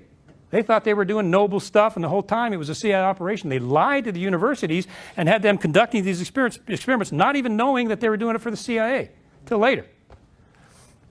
Illegal coups and covert operations. We talked about some of those with Congress. Concealed the activities before the 9/11 attacks and after the 9/11 Commission issued its report for the American people and transparency. Remember, wasn't that the goal of figure out what the heck happened? Well, they released it, but there's 28 pages still blacked out. Shadow government favorite. Blacked out 28 pages. Still, George W. Bush had them blacked out. Still blacked out today. 28 pages.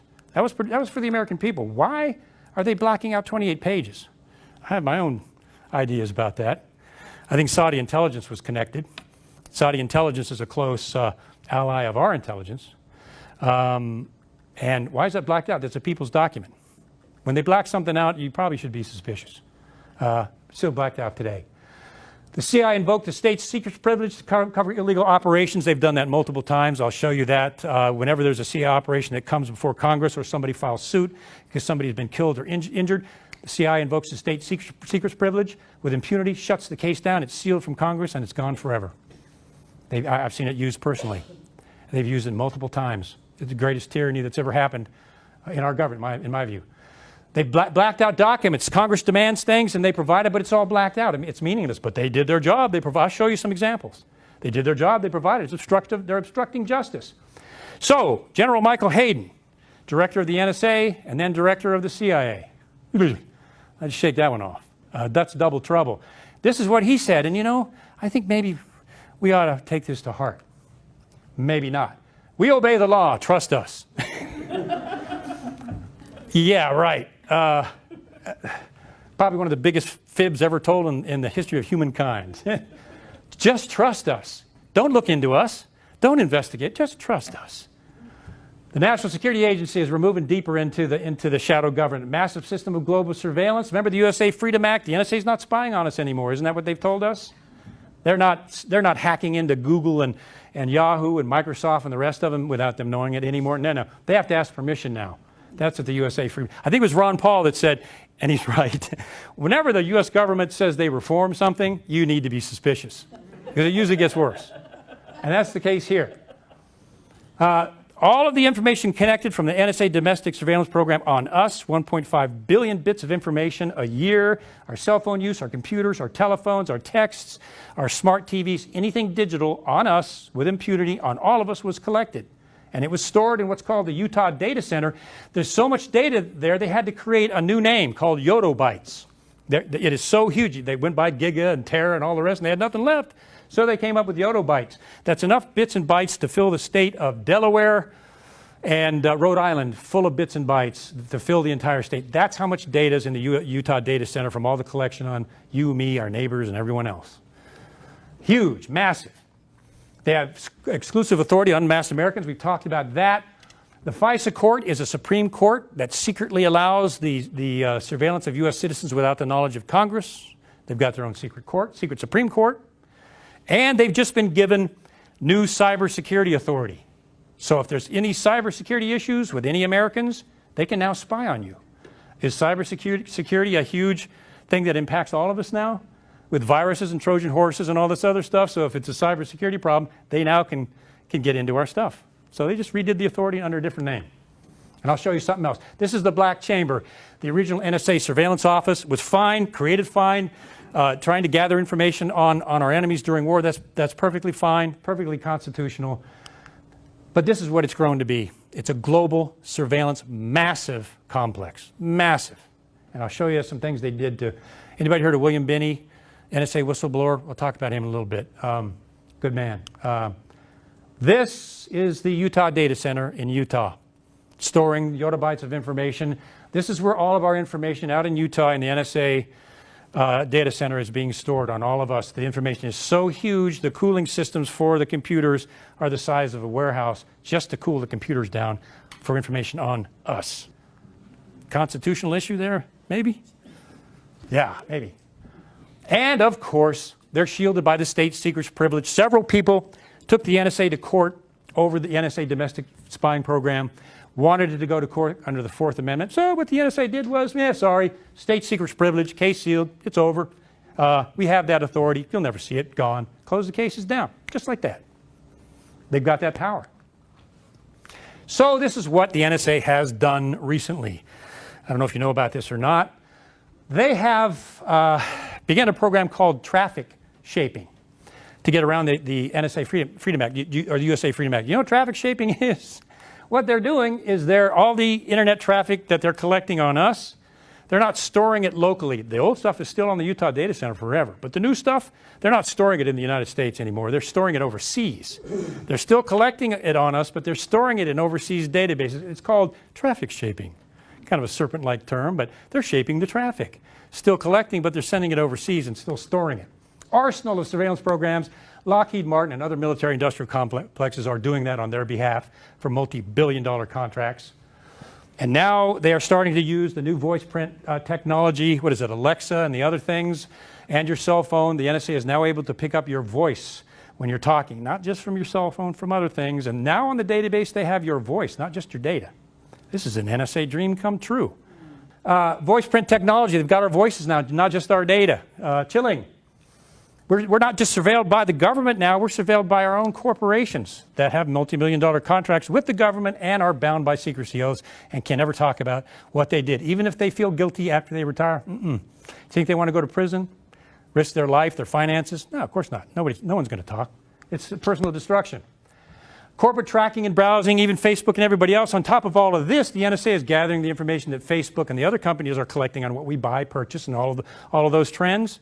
Amazon, for example, and their contract with the CIA to monitor the cloud. That's what Amazon and the CIA are doing with that contract, is monitoring the cloud. So the corporations are even handing over our behavioral information from what we buy to the CIA and the NSA. I mean, they're like, we're done as far as privacy goes. They're turning up the police into the extension of the NSA. NSA has been caught disseminating domestic surveillance information to state police and the DEA, which is illegal, so that they can go out and this guy with license plate such and such, he's got a bag of coke in his back seat, came from the NSA to the police. That ought to make the hair on the back of your neck stand up. So they've been doing that.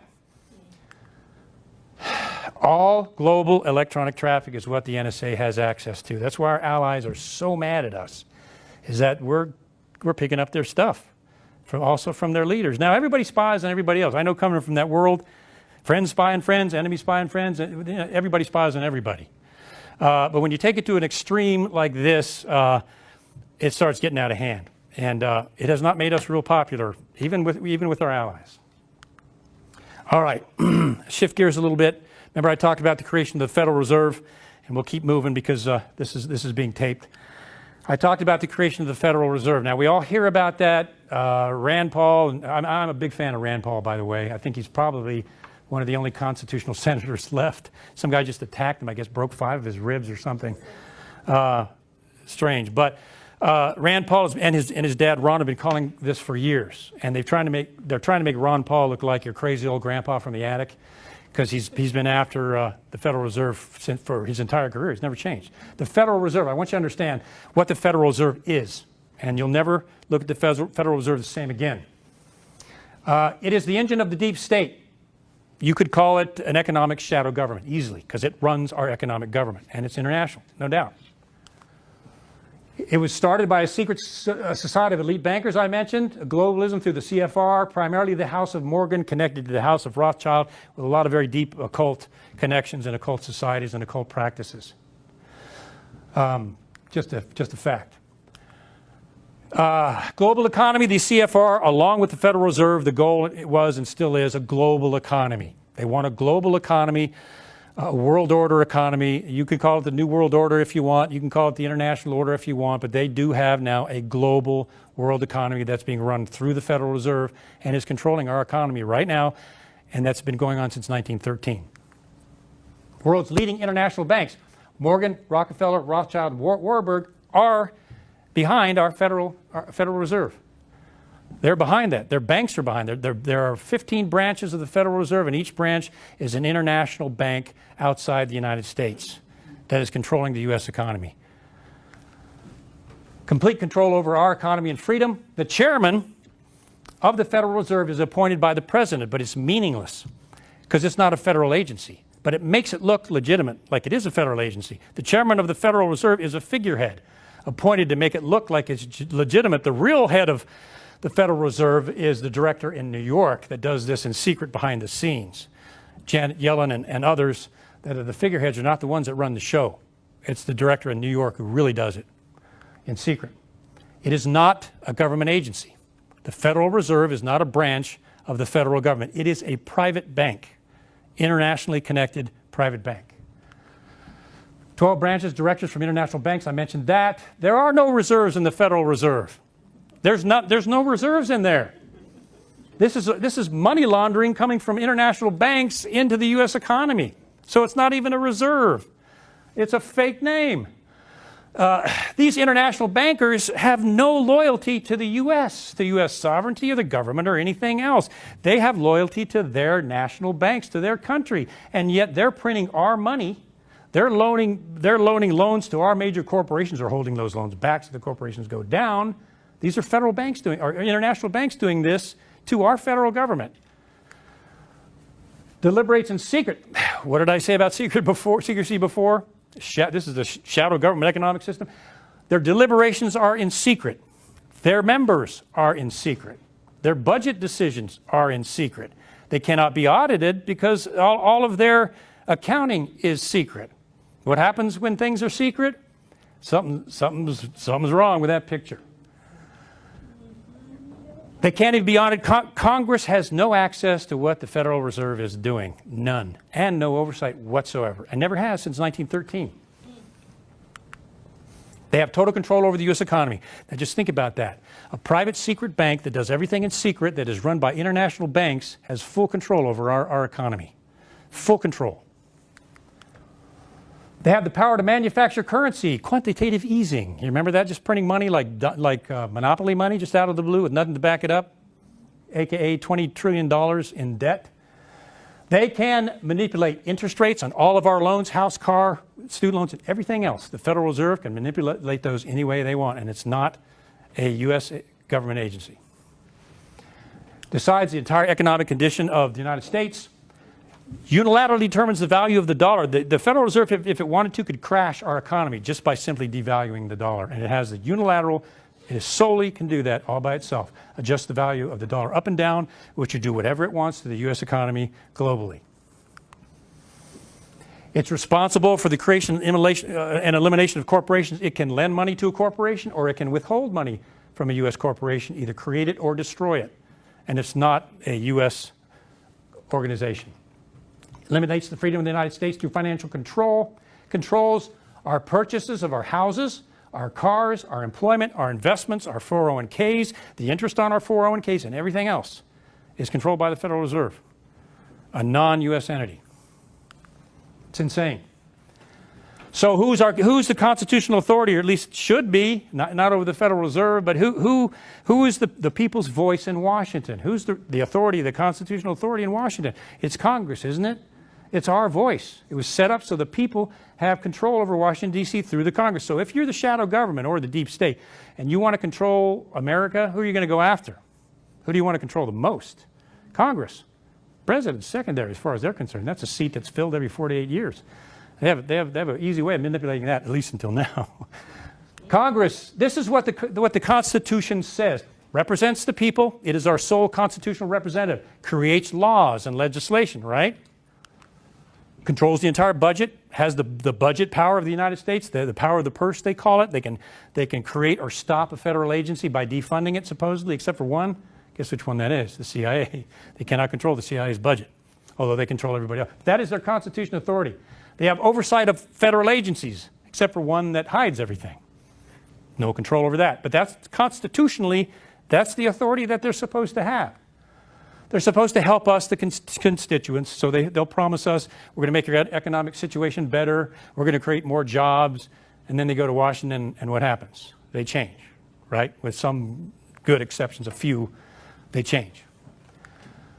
They're supposed to educate the public. Constitutionally, that's one of their roles. They're supposed to educate us on government and what the government is doing. Now, there's a large part of the government that they can't educate us on, isn't there? It's called the shadow government. It's one of the reasons your meek and humble correspondent is standing up here tonight is to try to do that, okay? So, Congress is the people's only voice. So Congress has the legal authority to control the CIA through its budget, the constitutional authority, right? It's got that, except for one thing. The CIA classifies and withholds all the documents necessary for Congress to do that. Paralyzes it completely. It is a rogue, out of control, unconstitutional, massive agency that Congress cannot control and was created without Congress. It's unconstitutional. Flat out. It's why we have the House Permanent Select Committee on Intelligence and the Senate Select Committee on Intelligence, and they provide oversight to the CIA, so we do have oversight. I was in there, and I know of accounts of entire closets filled with documents from the intelligence community that the oversight committees are supposed to be investigating that hadn't been touched for years, just thrown in the closet and piled up. Oversight committees are made up typically of 4 to 5 interns who have no experience in intelligence whatsoever, and I think they rotate out on the average every 6 months before they bring a new one in with no experience whatsoever. And the oversight people on the oversight committees, they are not appointed to the intelligence committees because they have an intelligence background experience. Did you know that? They're appointed by their ability to raise contributions for their party, Republican or Democrat. They get the seat based on that only, not on any intelligence background. I think the House Ways and Means Committee, I think they have to pay $100,000 to get a seat on that committee. They're appointed by paying a fee to sit there. Yeah, that's how corrupt it's gotten. So if you were a congressman or a senator, would you dig way down into the CIA at the expense of your entire career? Certainly your reelection and perhaps even your personal life? Heck no. You think they're going to do that? No, no way. No, it's not going to happen. Not if they want to survive. The lobbyists, the MIC lobbyists control Congress and senators. I think we proved that one. There's a revolving door from the Congress to the military-industrial complex. If you play the game right with the military-industrial complex and you legislate in their favor, Mr. and Mrs. Congressman, when you leave office after about a year, we'll bring you over on our board and you'll make a few $1,000,000 a year, a.k.a. enter James Comey. James Comey left government service, went with Lockheed Martin. Guess how much he was making a year? $6 million a year. That's what they paid him. And then he rotates back in and clears Hillary Clinton of espionage. So can you see how the things work? Sadly, Congress is now composed of statesmen. We don't have constitutional representatives, with a couple of exceptions. My humble opinion, maybe Rand Paul. Generally, Congress is composed not of constitutionalists, but statesmen and stateswomen. They have no intention of changing anything in Washington. They're careerists. They want to get reelected. They want to make speeches. And they want to stay in office as long as they can. They are not going to make any changes. They're not. They are statesmen. They are not constitutionalists. I mentioned this, and let me do a little sideline here. When I wrote my book, Sweetheart, is 2012, I think is when it came out. I decided to take quite a bit of risk because I had seen this to an extreme and come out and write from the company of shadows. And decided, okay, I'm going to go to the press and I'm going to say, we got a constitutional problem here. This shadow government is controlling Congress. So I called the Washington Post up, talked to the reporter. Oh my gosh, what a story. I'm like, duh. What a story. I'll get right back to you. Washington Post, and I think it was his editor, I think more than him. I don't want to down him too much. I know who his editor was, but the Post took my story and went straight to the CIA and reported it. Reported everything that I told him, and then sat on it for a month, going back and forth and just lying. Calling back and saying, well, exactly what was that classified operation that you were involved in back then? I'm like, what are you doing, dude? You're either trying to trap me or you're trying, and it became pretty obvious over about 30 days. So I called the New York Times and they had the story out the next morning. And you can see it was the front page of the New York Times, and the Washington Post published one on the front page, and it's just a fragment of what happened. But the point is, the Post went directly to the CIA and reported, and the Post is still doing that sort of thing. Operation Mockingbird. Matrix of influence. CIA Operation Mockingbird. They paid journalists, ended in 1976. Remember I mentioned that? It is now a voluntary program, and this is how they do it. The CIA runs what you call a quid pro quo. You scratch my back, I'll scratch your back, and that's the way the system works. Well, what the CIA does with the Post, New York Times, and others, and says, oh, I know because I've seen this.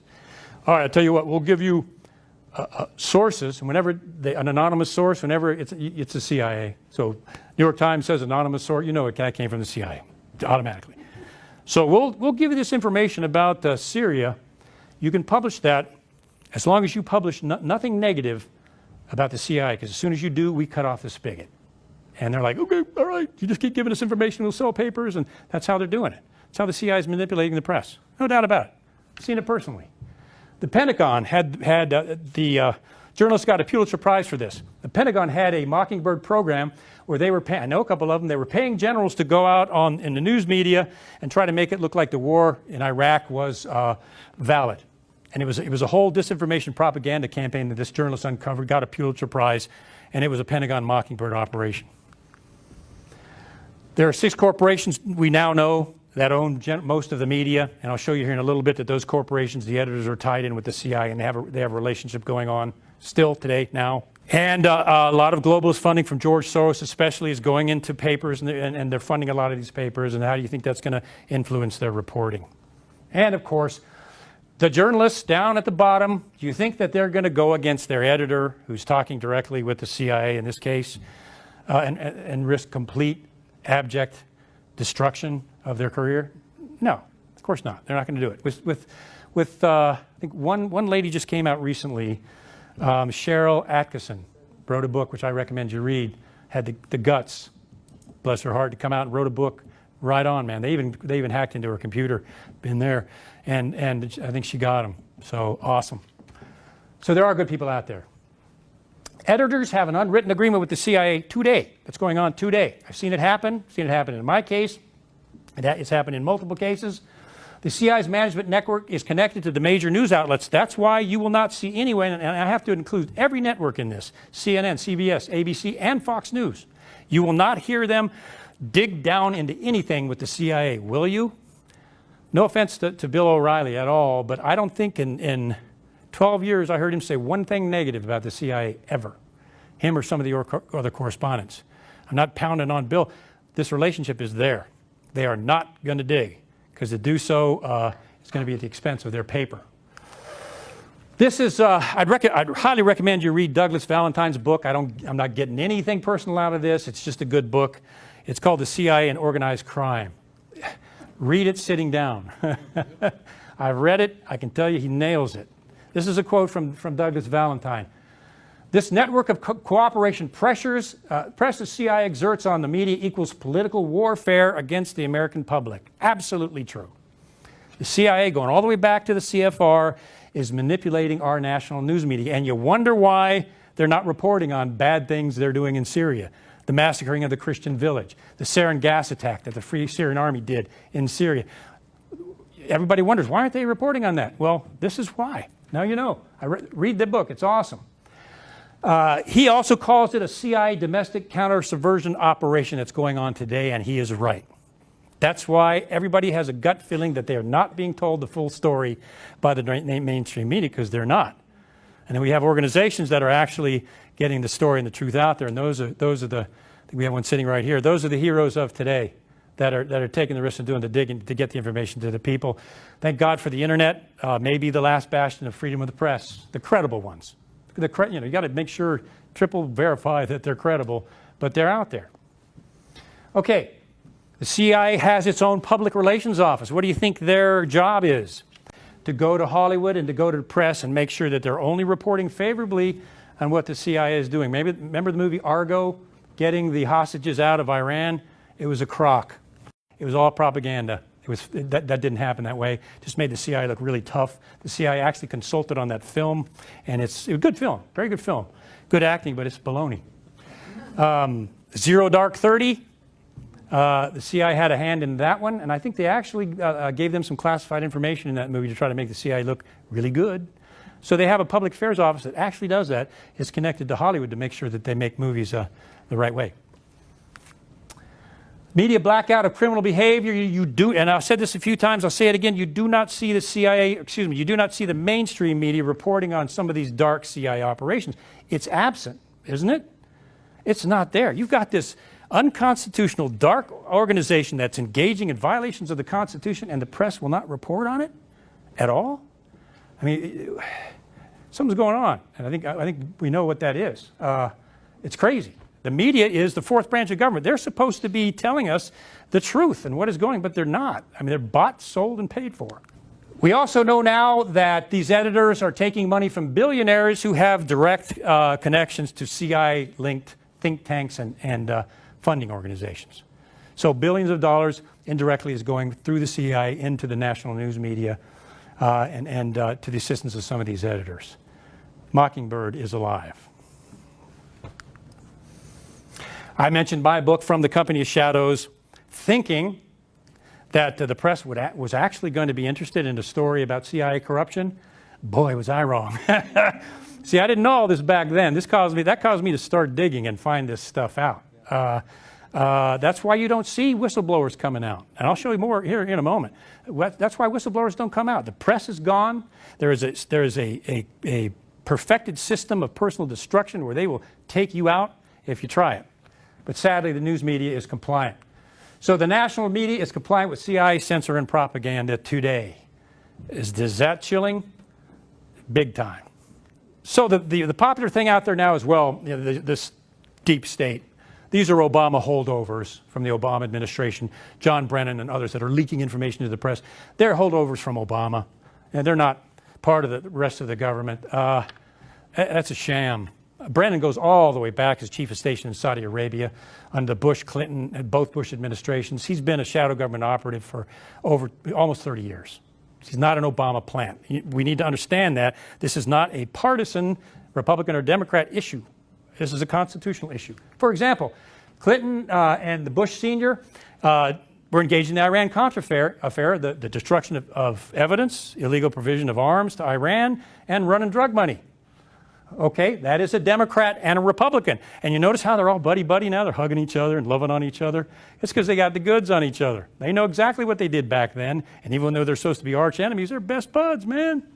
George W. Bush, Iraq, NSA surveillance, torture, secret prisons, warrantless wiretapping. Barack Obama prosecuted more leakers than any other president in history, including my friend John Kiriakou, prosecuted by Barack Obama. He expanded the NSA surveillance program and allowed all 17 intelligence agencies to have access to NSA surveillance results. I think he did that his second week before he left office. Massively expanded the NSA surveillance powers. It's a Democratic administration. And of course, Syria, Free Syrian Army, and eventually popped into ISIS. Hillary Clinton, Saudi Arabia, ran guns into Benghazi through Saudi Arabia and Qatar as a cutout in a secret operation to arm the Free Syrian Army. Democrat, not a Republican, not an Obama. She was doing that as Secretary of the State. She was directly connected to Wall Street and the military-industrial complex we're finding out now. She was making $500,000 a speech, I think, to them. She was working under the Obama administration, a Democratic administration. She was running guns, secretly running guns. Remember Iran-Contra under a Republican administration. Now we're doing it under a Democratic administration. Same old, same old. Congress, Republicans and Democrats. They promise their voters one thing, and what do they do when they get to Congress? They support shadow government, deep state wars, secret operations, and approval of government surveillance. Do you know that Congress was aware of the NSA domestic surveillance program? The Gang of Eight approved it. Congress is aware of the Free Syrian Army. Many of them approved. This is Congress, our representatives, Democrats and Republicans. Shadow government doesn't care about political parties at all. Not at all. It's pan-administration, pan-party. So let's look at control of congressional hearings, constitutional violations. And again, getting back to what I said in the beginning, a violation of the Constitution is what? It's a felony, right? So I want to go through some of the constitutional violations that the U.S. government has done down through the years up until now. Constitutional violations by the shadow government, a.k.a. the U.S. government. Control of congressional hearings, withholding documents and testimony, blocking Congress from covert programs, classifying and concealing illegal operations, running drugs to pay for these things, establishing covert funding from illegal activity, Operation Gladio, surveillance of the Congress and the Senate, if we could imagine that. The NSA surveilled Congress and its discussions with Israel, actually tapped into their phone calls on Capitol Hill. Control of the judiciary, the FISA court and the state secrets privilege, use of our tax dollars with no approval, surveillance of the U.S. citizens, violation of the Fourth Amendment, all constitutional violations, all felonies. Officials lying under oath, the DNI, the CIA, NSA, all those officials have lied to Congress under oath, and I've got examples of every single one of those. Secret operations involving human rights violations, Augusto Pinochet and the death squads, MK Ultra, the drugging of U.S. citizens without their knowledge. On and on it goes. Silencing whistleblowers. Most people don't know that if you work for the intelligence, any intelligence organization, when you sign the form for employment, you give up your constitutional right to trial. Now, those of you listening to me now that are working in the intelligence community, you probably didn't know that, did you? You have no right to trial. You don't know that, but you sign that away when you join up. So if you think you're going to take the NSA, the CIA to trial with your constitutional rights, not going to happen. You gave those rights up without you knowing it.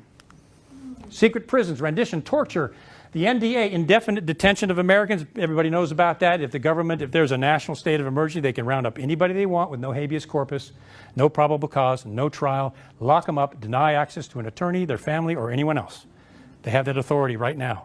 And I don't know if you know it, But based on the war on terror, an intentional choice of words, we are still in a continual state of emergency after 9/11, which based on continuity of government, they can suspend the Constitution at any time, right now. Because they have, and Obama extended it, and Trump is working on it. We'll see if the shadow government gets to him or not. But if they extend that, they can suspend the Constitution in the war on terrorism at any time. As it stands right now, they can do that. National security letters with the FBI under Robert Mueller can go into your employment if they decide that you're a terrorist. Now, their definition of terrorist, if you examine it, includes Greenpeace, the NRA, and other groups that they consider possibly subversive by their own definition. So their definition of terrorist includes maybe some of us in this room here, depending on whether you're a Greenpeace member or NRA member. That's their definition of terrorism. Very, very broad. So they can walk into your place of employment with national security letters, and they can go to your supervisor and they can say, FBI, national security letter, we want you to give us all of the employment information, financial information on Betty Jordan, all the files, hand them over to us, and if you tell Betty we were here, you're going to jail, you're going to prison. There's a statute that after 9/11 that says they can come into your place of business, access all your files, and if your coworkers or supervisors tell you, they will arrest them and take your supervisor to prison under the national security letters. Then, of course, you have the warrantless searches. They can break into an American's house without probable cause, violation of the Fourth Amendment, search through all your records and files, and leave without you knowing it. Biggest violation of the Fourth Amendment in U.S. history. Robert Mueller, special prosecutor, oversaw these programs. Drone assassination program, there's a presidential kill list. I think on the average, there's 100 people on that list, and they have meetings with the president, goes down and goes, that one. And they'll pick which person they're going to drone next. Problem with that is collateral damage. They just killed 34 innocent people, I think, last week. There was a military strike, so they will pick a target based on behavior now, and they will take out that target and anybody around that target. No wonder the world's mad at us. 9/11, as I mentioned, we are in a continual state of emergency to cut through continuity of government. They can suspend our Constitution and engage in indefinite detention if they think it gets to that point. Constitutional violations, huge. So, how does a shadow government do it? And, well, what they do is they reward the faithful. See, if you stay faithful and you don't rock the boat at all, then they'll reward you for doing this. This is George W. Bush awarding George Tenet the Presidential Medal of Freedom after George Tenet did this, provide falsified intelligence leading to the Iraq War. Biggest military mistake in U.S. history, being taught that way at the war colleges. Gives him a medal. Tenet also withheld critical information prior to and after the 9/11 attack and obstructed justice. He engaged in and manages and supervised the torture, rendition, and secret prison program. George Tenet did that. And he invoked the state secrets privilege to seal cases against the CIA more than any other CIA director in history. So does he get in trouble for it? Is he indicted for it? Maybe not appointed to another position? No, he's rewarded. Guess who his chief of staff was while he was doing all of this? None other than John Brennan, who was later rewarded as, guess what? The director of the CIA, who continued the torture program, the drone program. He spied on the Senate and invoked the state secrets privilege. See how it works? That chain just keeps going on and on. No one ever gets indicted or arrested. You see these wonderful congressional hearings with Trey Gowdy, who's an awesome orator, and Jason Chaffetz, when he was there, pounding on these people, suitable for framing what they were saying. But did anything happen? No, nothing. They presented a beautiful case and then nothing happens. That's the way it works.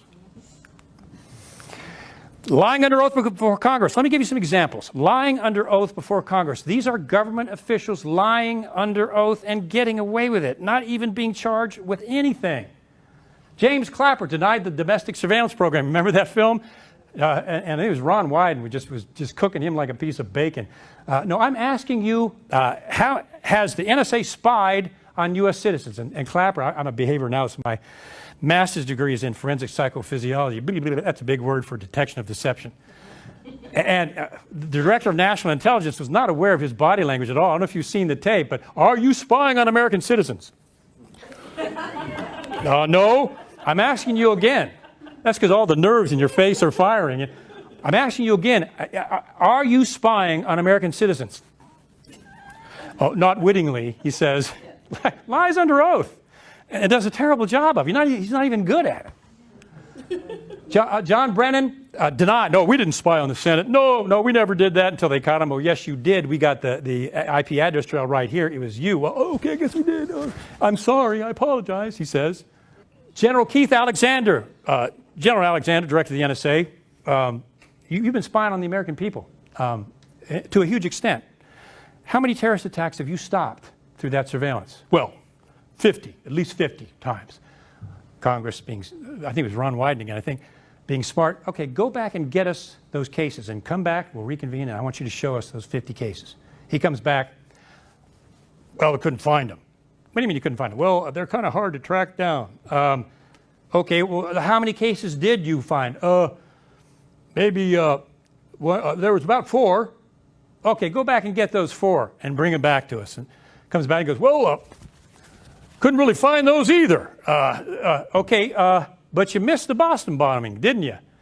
Well, I guess so, yeah. So they could not provide one case where the NSA domestic surveillance program had caught a terrorist attack. Not one. And yet he said originally there were 50 until they caught him under oath. FBI Director Robert Mueller denied using extensive warrantless searches. And this is, you got to watch this one. Director Mueller, how many times has the FBI entered an American's house illegally?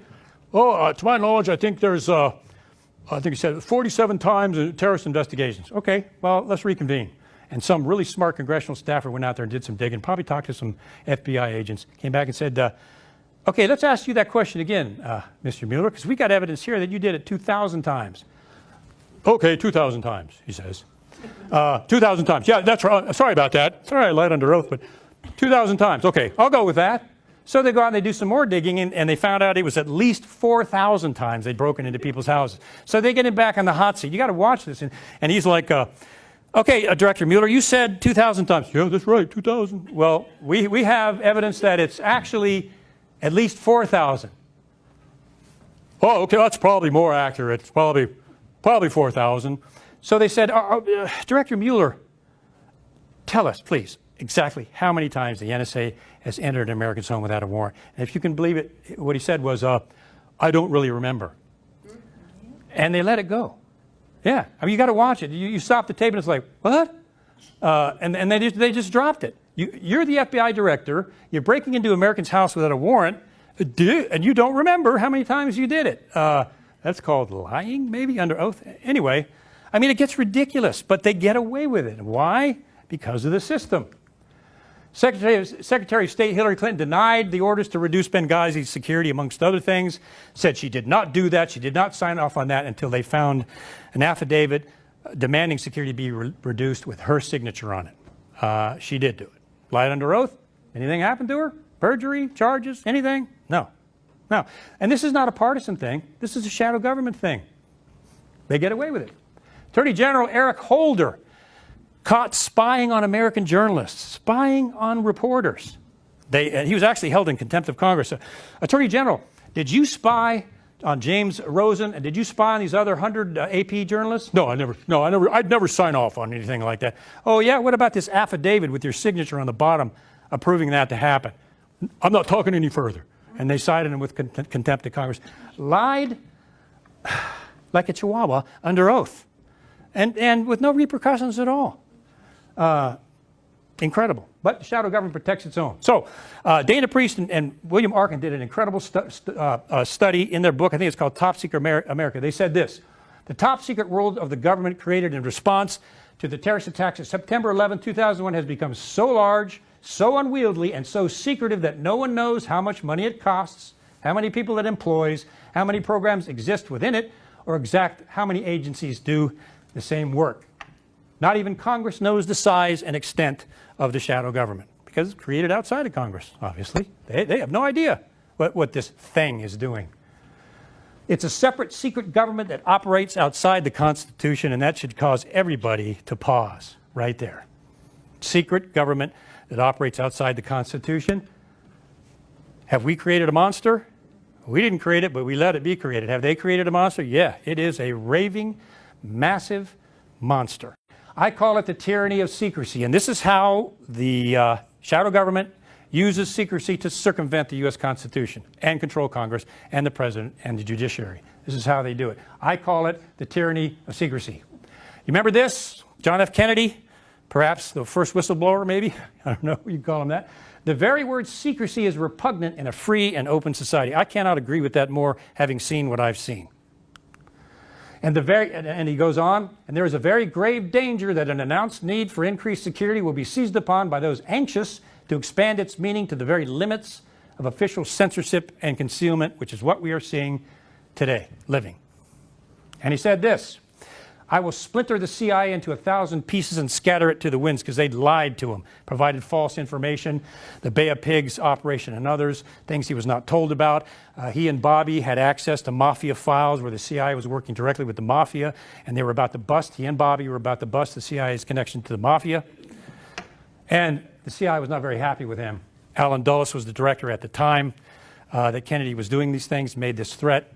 Kennedy was assassinated, and they put Alan Dulles in charge of the Warren Commission investigation of the assassination, putting the fox in charge of the hen house. Where did this all start in terms of government power of secrecy? We have people from the Waycross area. The state secrets privilege, remember I mentioned that? Complete impunity to shut down any case against the shadow government, CIA, NSA, started here. Waycross, Georgia, not too far from here. And there is the actual site where this occurred, and I always encourage people to visit it because it's very heart-wrenching to go there. An Air Force B-29 1948 bomber crashed in Waycross, Georgia. The widows, there were 4 RCA engineers on board that were killed in the crash. They drove the plane right into a farm, nose first into the ground. Huge Super Fortress bomber. The RCA engineers were killed. Their widows went to the Air Force, as any widow would, and demanded to know how their husbands died, what killed them, and how did my husband die? Well, the Air Force told them the usual excuse, well, we can't tell you how your husband's died because it's classified. Now, whenever you hear this from now on, when the government says it can't tell you because it's classified, be suspicious. Well, we can't tell you that because the details of the crash are classified. So the widows filed suit in court for the crash report. Okay, if it's classified, then we want to see the crash report prove to us that this was a result of a classified operation. So what the government did with impunity was this. They created the state secrets privilege, created it out of thin air, and the judiciary approved it. So using the state secrets privilege, they shut the widow's case down, sealed all the evidence in court, even from Congress, where it's sealed forever and can never be seen again. And that is where the state secrets privilege was created. Turns out, Judith Lothar, was the daughter of one of the RCA engineers killed in the crash. I interviewed, she's in my book. It's a pretty stirring interview. She was denied information as to how her dad was killed in the accident, and she says herself how heartbroken she was that her own government would do this to her. And she gave me an interview, and it's pretty concerning, heartbreaking. So Judith went out and did some searching, and she found, what a heroine, however you want to put it, she found the crash report on the internet, and it was unclassified completely. She found, there it was. The Air Force had mistakenly put the crash report out on the internet, and there it is. It was, I'll show it to you, and there it is. There's the actual crash report from the internet. Nothing in this document is classified at all. As a matter of fact, it shows gross negligence. Where the pilots overcompensated, an engine went out, they overcompensated. I think they had 4 days of training before they got on the mission to fly, overcompensated and drove that Super Fortress right into the ground and killed these guys. Gross negligence. There was nothing classified at all about that, and yet they created the state secrets privilege to shut it down. And this case is still sealed to this day, despite this knowledge. It's incredible. There's Judy's mom, whose husband was killed in the crash, picture of her. So the point here, with this single thing, I'd recommend you go and look at the plaque in Waycross, Georgia. Judy made a beautiful plaque, and she gets into how the state secrets privilege was created and how tyrannical it is. Beautifully worded thing. I recommend you go there. It's the actual site where government secrecy began in terms of its tyrannical version. The most tyrannical power of the U.S. government is based on a lie, something that didn't happen and something that was not classified. And now the CIA and the NSA use this to shut down cases against their unconstitutional activity with impunity. Incredible. You can't sue the NSA for spying on you now because of the state secrets privilege, which was created based on a lie and the death of 3 innocent people also involving their widows. All right, so the shadow government controls Congress, manipulates congressional hearings. We've seen a lot of that. It withholds clearances from congressmen and senators. We want to know what's going on in Syria and how you're arming the Free Syrian Army. Well, Congressman Fred Mertz, sorry, but you just don't have the clearances to have access to that information. And if you try to get that information, it's a violation of national security, and at the very least, you'll lose your seat in Congress, so I wouldn't go there. That's one way they do it. They classify documents to conceal illegal activity. If you want to conceal it, you classify it. They classified things in my book, illnesses. My family and son were poisoned. There were doctors' diagnosis of that toxic exposure, and they classified it. It's not classified about that at all. Now, it's illegal for them to do that based on executive order, but they don't care. So they'll classify it to conceal it from Congress. Classified budget information, they classify all the information necessary to rule the CI classified. Congress has no access to it. Block congressional scrutiny using the state secrets privilege. They actually control the White House. They blindfold the president. He is not aware of some of these operations, and some presidents in the past have not wanted to be aware of these operations, but a lot of the things that the CI does, they don't tell the president they're doing them. Been there. They don't tell them or Congress that they're doing it. Major constitutional problem, but that's what they do because they've got the power to do it. They manipulate the president. Remember false intelligence given to George W. Bush caused him to make the decision to go to war in Iraq based on false intelligence manipulated by the CIA and given to a president, caused one of the worst wars in our history and destabilized the entire Middle East. They can influence a president's reelection. They can put so much remember Senator Schumer's statement? They can put so much pressure on a president that they can prevent him or her from being reelected based on how they work things around the president, the Congress, the cabinet, and other things. Donald Trump right now is surrounded by shadow government operatives, and it's really concerning. There are members of his cabinet that are starting to manipulate him in ways that are concerning a lot of us. A lot of Federal Reserve, Goldman Sachs people are being appointed to high-level positions. It's getting kind of scary. It's up to, you got to play carefully. That's one of the reasons they want to get rid of him, but, they're having an effect. Control the judiciary, the secret Supreme Court on behalf of the NSA, and of course the state secrets privilege. So the shadow government, the point of this slide is the shadow government controls all 3 branches of our government. Who's running the show? They are. And it's a complex system they've been developing for over 60 years. So if you want to conceal some illegal activity, if you want to conceal the fact that my family was poisoned and almost died, and when I filed all the evidence, it was all blacked out, you just classify it because you got the power. So if you want to conceal it, classify it. Congress goes to the CIA and they say, we demand that you give us all the information on the torture program. We demand it. We have authority over you, CIA. Of course, the CIA is like, yeah, right. But you give us that information. Well, then they destroy the torture tapes, and they claimed, well, we lost them. That's what they told them. We can't find them. We lost them after they destroyed them. So they said, all right, give us the documents. So finally the CIA said, okay, well, we always like to comply, so this is what they gave them. That's what they give to Congress. You can't read a thing that's in there. We've complied now, we're not giving you anything else, they said. All right, so we had the NSA surveillance program after Snowden blew the domestic surveillance program. Congress went and said, okay, NSA, we demand you give us the information on the NSA surveillance program. We're Congress, we're your bosses, you give that to us. And after some resistance, one invocation of the state secrets privilege, they finally said, okay, we'll comply, and this is what they gave him. Can you read anything in this document? No. And they actually can have the power to stand on this. So Congress can do nothing about it. They have to, this is what they received. They have no idea what they're doing. Legally, there's nothing they can do to get this information. All right, so let's go on. Fast and Furious. You ran guns across the border into Mexico, which were used to kill civilians and at least one federal agent. We demand that you give us information on Fast and Furious. We're the Congress. Okay, we'll give it to you. And there it is. That's the Fast and Furious document given to Darrell Issa when he was running the committee. Well, let's go on. 9/11, the most horrible event in U.S. history, maybe the world, happened. They demanded, the people did the 9/11 report because we all wanted to know what really happened on that day. So they gave it to them except for 28 pages, and there's the 28 pages. Hey, they complied. Those 28 pages are still blacked out. A couple of congressmen have come out and said, look, I can't tell you exactly what's in there because they'll go to jail, but I can tell you it probably involves Saudi Arabia's intelligence. And you can extrapolate that on to our connection with them and I don't know how you can go. But that's what they got. That's how they do it. That's how the shadow government works. They actually control Congress by doing this, and no one can stop them. That's the chilling thing. No one can stop them from doing this. That's how the shadow government operates. That's its power.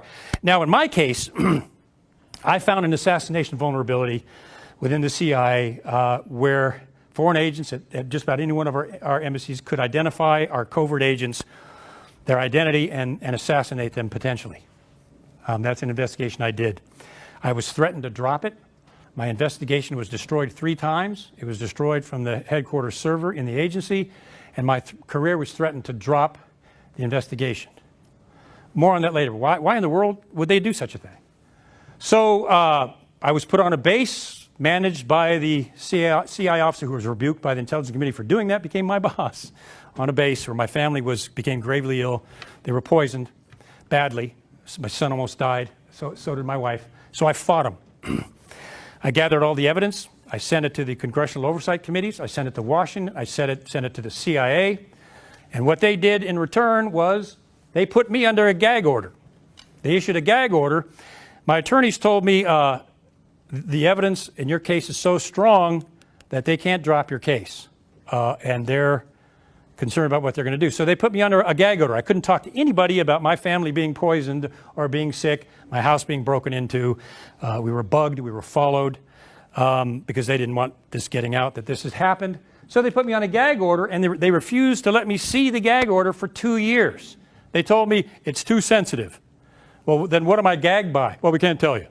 It's too sensitive for even you to see what you're gagged by. We fought this for 2 years. After 2 years, remember the examples I just gave you? Okay, all right, we'll give you the gag order. And this is what it looked like. Do I still know what I'm gagged by? No. You know what you would call this? And they sealed my case. Sealed it so not even Congressman Frank Wolf, my Congress, could have access to all of the evidence and information. Sealed it permanently. State secrets privilege. Sealed it so no one could ever have access again. A family being poisoned, followed, house broken into. Mountains of evidence. Case of entrapment. What they were trying to do was get me to say something that violated the gag order I didn't even know what I was gagged by, aka like John Carricow, and then take me out of the picture because I was starting to blow the whistle. See how corrupt this stuff gets? It's that bad. It's actually worse. So what was my defining moment? I was a decorated CIA officer. The CIA was my life. I had awards, medals. I traveled overseas. I did a lot of things, that some guys dream about. I mean, I loved the agency. Until the higher I got up in the ranks, the more I started seeing how corrupt this beast was. And then you have a decision to make. Why would the CIA cover up the assassination vulnerability of its agents overseas? Why would the CIA not want to protect their agents in foreign countries from being killed? Why would they cover that up? Why would they threaten me and destroy the documents and then target me later on this base and my family is exposed to poisons? Why? The people are still asking that today. Why would they do that? Unless maybe there's some people out there that if they want to take out a CIA officer or a chief of station that they don't like, well, there's a way that they can do that, perhaps. It's the only theory that I've heard that is a possibility, but they did that. I was threatened. Documents that I wrote, I had a 15-page investigation, all detailed, right down to the IP address level, right down to every way you could get in and identify our agents and their assets, if you can imagine. All the documents were destroyed. So I had a decision to make. And just personally, after a lot of thought, a lot of prayer, I decided I could not let my fellow officers' safety be at such extensive risk out there. I mean, how can you do that? So by simple providence, I came across a senior official outside the CIA who found out about my investigation. I got a call on the secure line one day. Kevin, this is Jim so-and-so. I read your investigation. I want you over at Main State, 7th floor immediately. I'm like, sure, okay. So I went over there and he said, we read your stuff and we think you're onto something here. Do not tell your bosses or the CIA anything about this. We're going to go out and we're going to do a global investigation. Take a few months. You'll probably get a call from us in a few months. You just lay low. So I went outside the CIA to a senior decorated government official, who was a God and patriot type, one of the good types, awesome guy. 3 months later, I get a call on the secure line. And the funny part is I just talked to a good friend of mine on the secure line, and we were talking. He goes, listen, I got to go. Someone's coming in my office. I said, okay, so I'll call you back in 5 minutes. So I hung up the phone. 5 minutes later, the phone rings, and I think it's my friend. So I pick it up, and I said, Pizza Hut. And it was Jim C. He's like, Govt, this is Jim C. over at Maine State. I was like, another Homer Simpson. Sorry, sir, I thought you were my buddy. But anyway, he goes, come over here immediately. So I went over, and they sat me down, and they pulled out their investigation. They said, it's worse than even you thought. The foreign nationals, foreign intelligence officers, assassins, whatever, can go into just about any embassy in the world, identify our covert agents, and once they identify them, then they're basically theirs. Huge, massive vulnerability that your agency covered up. We're going to have a meeting in 3 days.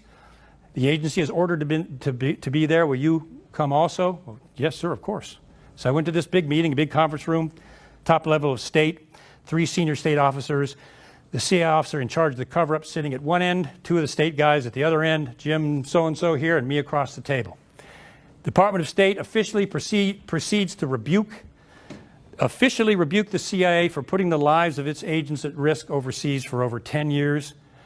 Told them they should be ashamed of themselves, and they were going to publish these findings and what the CIA did to the entire intelligence community, which they did. So the entire intelligence community knew what the CIA did. Me? I got a laser dot. This is my boss sitting at the end of the table, who wound up becoming the chief of the base where we were poisoned. What a coincidence. That's how that played out. It was a serious vulnerability. He was placed in charge.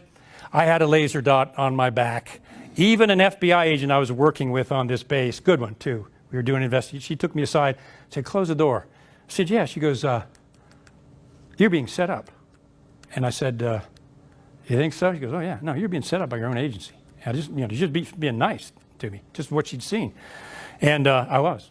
So even the FBI was seeing it. So what was my defining moment? My family was seriously ill from toxic exposure. The house is infested with this black mold. We found a mustard gas shell percolating up out of the yard.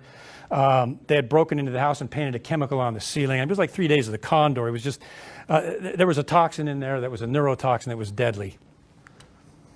I documented evidence, doctor's diagnosis. I took my own secret samples of the house, got them processed from an outside entity. I got a full report from that entity saying the house was contaminated. The CIA took control of that document and blacked it out. And the guy that produced that document, I think it was 6 months later, was shot in the head. Coincidence? The cops never solved the case, and they said it was probably unrelated, was the quote. So who knows? Who knows? House is broken into. They painted a chemical on the ceiling. We were bugged. We were followed. The security guards, who become friends of mine, gave me affidavits that they were ordered to destroy any information on the house. They were ordered to destroy the records of the break into the house and everything else. They were ordered to destroy by the heads of the base. And they were good folks. They signed those affidavits for our court case. That's one of the ways we got them all the way to court. Then they came to me and they said, that settlement that we made with you? We're not going to abide by it. Matter of fact, we're going to give you a fraction of that. And if you don't take that, we're going to invoke the state secrets privilege, and we're going to shut down all the information of the case and evidence of your family being poisoned. And no one will ever see it again. We got you. What they said. Like the FBI agent told me the last conversation we had, she said, well, I guess they messed with the wrong man this time. Because I said, oh, no, you don't. No, you don't. I'll take this. I'm taking this all the way. You want to lock me up? I mean, my sweetheart wife back there experienced this. Go ahead. And for a couple of months, I stood there just waiting for them to come. Because I had written a book called From the Company of Shadows, and I put a code in there that exposed that the family was poisoned and it was covered up by the state secrets privilege illegally. Gross violation of law and the Constitution. Congressman Frank Wolf, tremendous guy, tried to get evidence of our case 7 times, and the agency just blew him off and said, sorry, you got no access to this. You have got no right to even ever access this. Sorry, it never saw it. A good man. He really tried. So I witnessed at several levels the CIA's unbridled use of secrecy. I mean, I was a decorated officer. I was a loyalist, and I started. Every time I thought they wouldn't do something, they did it. Every time I thought they wouldn't abuse this privilege any further, they did, to a gross extent. to the extent that our agents' lives are at risk in the field. And with impunity, they were doing this. So I made the decision to fight. And I have to tell you, just me personally, I believe in a higher authority. And that's kind of what empowered me to stand. I'm answerable to a high authority and where my faith is, and I'm not afraid of the CIA. I'm not, my soul is not in their hands. Let's put it that way. And that's what enabled me to have the strength and the courage to stand up, and that's why I did. And for the sake of my family, I couldn't let them do that. Just couldn't do it. I had to keep going. So I wrote a book, and they blacked the whole. It's amazing. They let me publish things. They put me right next to an assassin in the field, a well-known international assassin. They put me right next to him, and then left me hanging out in the open without even putting me under any sort of protection. Maybe hoping the guy would take me. I don't know. But we went to dinner a lot, and the guy started liking me. I actually got this in the book, and we started becoming friends. So I sent some stuff back to headquarters saying, "Hey, so and so's like, he's here. I'm standing there teaching how to shoot firearms, except for the fact that the guy was so good. I was like, my gosh, you just hit a bottle at 80 yards with a Glock. Who are you?" But apparently the guy liked me, so he didn't kill me. And headquarters came back and said, "That's an international assassin. What are you doing next to him?" I said, "You put me next to him, you morons." So you just drop it anyway. Things like that begin to happen. But that I got in the book. The vulnerability to our agents and the ability to find out their identities, I got in the book from the company that shadows, but they blacked out the fact that my family was poisoned. Simple doctor's diagnosis and environmental studies, blacked out. It's a violation of Executive Order 1233, I think it is. Reagan issued it, where the CIA cannot black out information if it's simply embarrassing to the agency or reveals illegal activity. They did it with impunity. Think they're going to get away with it. I don't think they did. So I came out in public, and now this is why I do what I do. And since I have people coming up to me now, whistleblowers. I'm friends with William Binney, John Kiriakou, who they put in prison for 2 years for making a mistake, Kirk Wiebe, whose house is raided by the FBI for the NSA Domestic Surveillance Program. There are heroes out there that believe in the Constitution above their own personal safety, and more are coming. God willing, we'll get even more than that. Why is no one speaking out? If we're seeing these things, and I know people who are, why is no one speaking out about these gross violations? Why are there no whistleblowers? This is the first reason Dane asked me to come and speak, because this is my specialty. Why is no one blowing the whistle on these things? I just showed you all the felonies that the federal government, specifically the central node, the CIA, is committing. Why is no one being held accountable? Why is no one blowing the whistle? There is a perfected, exact, refined process that the shadow government uses to secretly silence and destroy whistleblowers, and it works really well. I'll show you exactly how they do it. How do I know what I'm talking about? Let me just stop here a little bit and say this. I have no ego. I'm married. I tried that. My wife would slap me down. So I put some things in my book, not to make myself look like a tough guy, but to prove who I was. First thing they tried to do is tell me I could never tell anybody I worked for the CIA till I provided documents where they just couldn't refute that. Then they issued threats about what I could and could not say. So I put some things in my book to prove who I am. And I think that's important because there's a lot of frauds out there, and you got to be careful. I was a branch manager in the CIA. I was an internal counterintelligence investigator. I was an internal staff security investigator. I was a polygraph examiner. I engaged and got an award for overseas counterterrorism operations. And I was a program manager in the military-industrial complex for a very large defense contractor.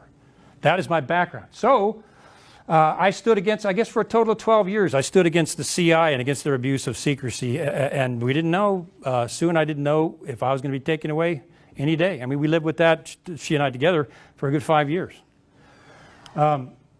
So I put evidence. I actually filed a Freedom of Information Act request to the CIA requesting my performance evaluations for my time on the director's staff as his agent, for my time as a counterintelligence investigator, and for my time as a counterterrorism center operations officer. So after 6 months of fighting, they're supposed to have it back in 30 days. After 6 months of fighting, I got it back. I got my actual proof of who I was, and I put it in front of the company of shadows. And by the time I got it, there was nothing they could do because they issued it by Freedom of Information. The reason I did that was to prove who I am, or who I was, or who I'm recovering from. So no one can come and say that he's just blowing smoke. And I did that because I knew that's exactly what they were going to do. Okay, where are the whistleblowers?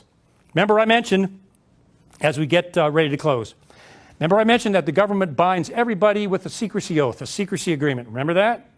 I know, because I was one of the guys that executed those for people, on people. In that secrecy agreement, you are bound by ever talking about anything you've ever had access to that's classified, period, anything. You mention that, you leak that, you face administrative action, termination, prison, in some cases even worse. Do you think anybody's going to take that risk? Your average person? No, most don't. Some do. Some go past that. There's a massive complex system of secrecy and concealment. This massive shadow government has got a complex system all arrayed against that one man or woman who has the nerve to come out and expose this dark operation. The whole thing is arrayed against that person. I mentioned when we signed up for the intelligence community with an intelligence job, we waived our right to constitutional trial. We didn't even know it. Nobody knows it. They don't tell us that when we sign up. I know, because I tried that personally, and they told me, you got no right to trial. That's how I found that out. You have no right to trial. If you are an employee of the CIA or NSA, you have waived your right to a constitutional jury trial no matter what happens to you. There is a sequential perfected system to silence and destroy whistleblowers. Now remember, Congress issued the 2012 Whistleblower Protection Act. You remember that? We're going to protect whistleblowers. Remember the old Ron Paul thing? Okay, they're doing reform. Watch them. They issued the 2012 Whistleblower Protection Act. We're going to protect these whistleblowers. So you're protected now, so if you see anything illegal, come talk to us. Only problem? If you read down in the 2012 Whistleblower Protection Act, it's out there on the net, it says that any employee that has any access to any government classified information at any level is exempt from this act. That's what it says, it's right in there. You've got to read down to about the last fourth of the act, and there it is. In other words, you ain't got no protection if you're with the CIA and NSA. You're essentially toast. And they prosecuted several people. Curacao, they raided William Binney's house, put him at gunpoint, was in the shower. I'll talk about it in a second. And just grossly abused. There was no protection. So Barack Obama in 2014 issued the Whistleblower Enhancement Protection Act because a lot of people staged an outcry over John Curacao's arrest and other things and said, wait a minute, how can you do this? This is censorship at its worst, government corruption at its worst. So Barack Obama issued the 2014 Whistleblower Enhancement Protection Act. So members of the NSA and CIA are protected now, right? Wrong. What do you think? In the act, it says an employee of an intelligence agency can only report that illegal activity if they're currently occupying that position in that agency at the time. Just think about that for a second. I'm going to report that the CIA just killed 5 people in Afghanistan by assassinating them, shooting them in the head. But I can only report that if I'm sitting under the boss in charge of that operation. What do you think is going to happen to me? It ain't going to work. And that puts the person intentionally under the internal system of personal destruction because they have to be right there where they can get them if they're going to report this stuff. Can you see it? And I'll show you how they do that. Sadly, just in this general context here, the news media is compliant. Probably one of the most heartbreaking things is the news media is compliant with this whole system. Whistleblower goes to the news media. Most of them are going to let the CIA or the NSA know that they did that. So freedom of the press is no longer. If they've got the guts to proceed or the evidence, then they'll just invoke the state secret privilege and shut the case down and seal it forever so not even Congress has access. They have that power to do that. I've seen them do it. This is how they do it. They appoint, and this is the system. I want everybody to see the system. I want the system out there in public. So when they pull this, everybody knows what they're doing, what this complex system is, and they can recognize it when it happens. If someone is inside an agency and they see some really black program happen that is illegal and unconstitutional or human rights violation, I want them to know what they're going to try to do to you if you try to report this. And perhaps there's ways you can somehow constitutionally get that to people who need to know. Supervisors who comply are appointed. I was a supervisor, a branch chief. First thing they did was they took me in the office and they said, sit down. We want you to, 2 of your employees, we want you to rate them down on their performance appraisals because we just want them to know who's in charge and that they need to comply with us. And I said, well, sir, they're both high performers. I couldn't ask for a better employee. They said, no, we're ordering you to do that. And if you don't do that, If you don't comply with us, we're going to put a memo in your file that's going to stay with you the rest of your career. You know what they were doing? They were vetting me. What do you think I did? I answered to a higher authority. I came back the next day and I said, I rated them both high on their performance appraisals. That's what they deserved. They're good employees. I went and I sat down and said I rated them what they deserve. You know, make my day. So they put a letter in my file. I said, fine, do what you want to do. A year later, both of those guys were removed from their positions for corruption. But anyway, that's how they do it. The supervisor will take you in, take the employee in and say, you know, Jane or Fred, I know you're concerned about this incident in Syria, but you know, there have been other employees who've kind of reported that same kind of thing, and well, you saw what happened to them. You know, they lost their career, and sadly, they were fired, and you know, we don't want that to happen to you, so just be careful. Everybody knows what that means. Do it, and you're gone. If they proceed, they start being denied promotions that they are qualified for. They're put away in embarrassing assignments, which is a message to them and all of their coworkers. See what happens if you rock the boat. This is their method of operation. This is how they do it. Any reporting documents, any evidence that they have, remember the assassination vulnerability, is lost or destroyed. Oh, we can't find it. We don't know where that went. Well, it's not on the headquarters server anymore. We don't know what happened. That's what they'll do. Let's say the employee files a grievance, an internal grievance system with the IG, the investigations group that every agency has. Only problem is IG members, at least with intelligence agencies, are career members of that agency. I had someone come out that was a high-level IG member and tell me that when my case hit, they were so freaked out it was going to hit the press and they're going to find out what they were doing. The IG itself tried to silence me. The group that I filed a grievance with that was lost from the system, was supposed to assist me, I was targeted by the very group that was supposed to represent me. That's how they do it. It's part of the system. And the evidence that I had, and I had to go any much further on this, I had a full documented report of the poisoning, the doctor's diagnosis, the environmental tests I had. I sent it through official channels to headquarters, called, and they said they never got it. So having the access, I went into headquarters, I went down into the internal cable system, and I talked to Doug, last name not to be known. And I said, Doug, I sent this internal investigation file, and they say they haven't received it. And this is all through the internal channels. Very controlled system. Doug went in there. I was sitting right next to him. He goes, I don't believe this. I said, what do you mean you don't believe what? He goes, it's gone. I said, what do you mean it's gone? It's officially tracked document. He goes, no, it's disappeared from the system. He said, I've never seen this before. I said, well, Doug, this has never happened. He goes, this doesn't happen. This is an official system. These documents are all tracked. This one is gone. I said, well, can we get it back? And he goes, no, man, it's gone forever. I don't know what the heck happened here. I left there and I'm like, ooh, man, the fun has started. So let's say the employee files a legal suit. Now, this is in chapter 25 of the book, I think, Tyranny of Secrecy. Let's say the employee files a legal suit against the CIA or the NSA. And this is where it gets fun. They let me publish this in the book, too, how they do it. They just wouldn't let me publish who they did it to. This is how they do it. You file a suit against, let's say, the CIA. The CIA will block any outside attorneys and only let you use an attorney approved by them on their list. Kangaroo court already? Maybe? It gets worse than that, man. The CIA demands all of the evidence that your attorneys have or you have. They demand you have to provide it to the CIA or you've committed a national security violation. Even notes with your attorneys that are taken in their office have got to be turned over to the CIA and controlled in CIA locked safes, then classified by the CIA, even though it's your evidence and your attorney's notes. That's what they do. Otherwise, you've committed a national security violation. Then they hold and control all documents, everything, control of the case. My attorneys they had documents. They demanded the CIA give them a safe. They were never provided that. So all of my attorneys' documents and evidence, the evidence of my reports, were forcefully kept in a safe inside CIA headquarters where we never saw them again. Never saw the light of day. They classify all unclassified information. The outside environmental report I secretly had done was blacked out. The guy was shot in the head. Who knows where that, I'm not going to go there right now.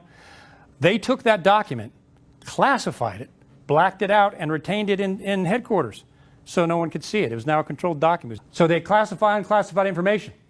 They intentionally dragged the case out for years. They got a staff of 10 CIA attorneys that are getting paid 8 hours a day no matter what they do, and you. So they can stretch, and they do. They'll stretch that case out for 8 to 10 years while you pay your attorney by the hour and drain you financially. About halfway through the process, if you last that long, you're bankrupt. And they know that.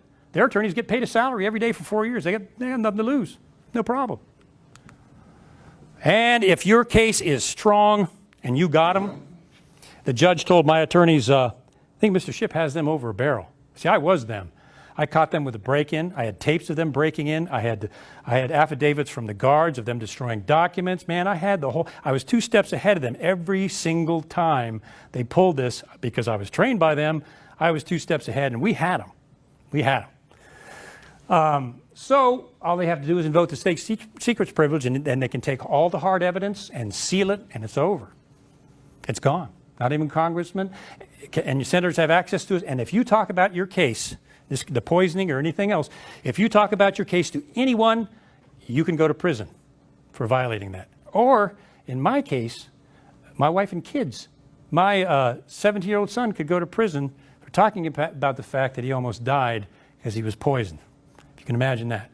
Now, kind of a defining moment for a dad, huh?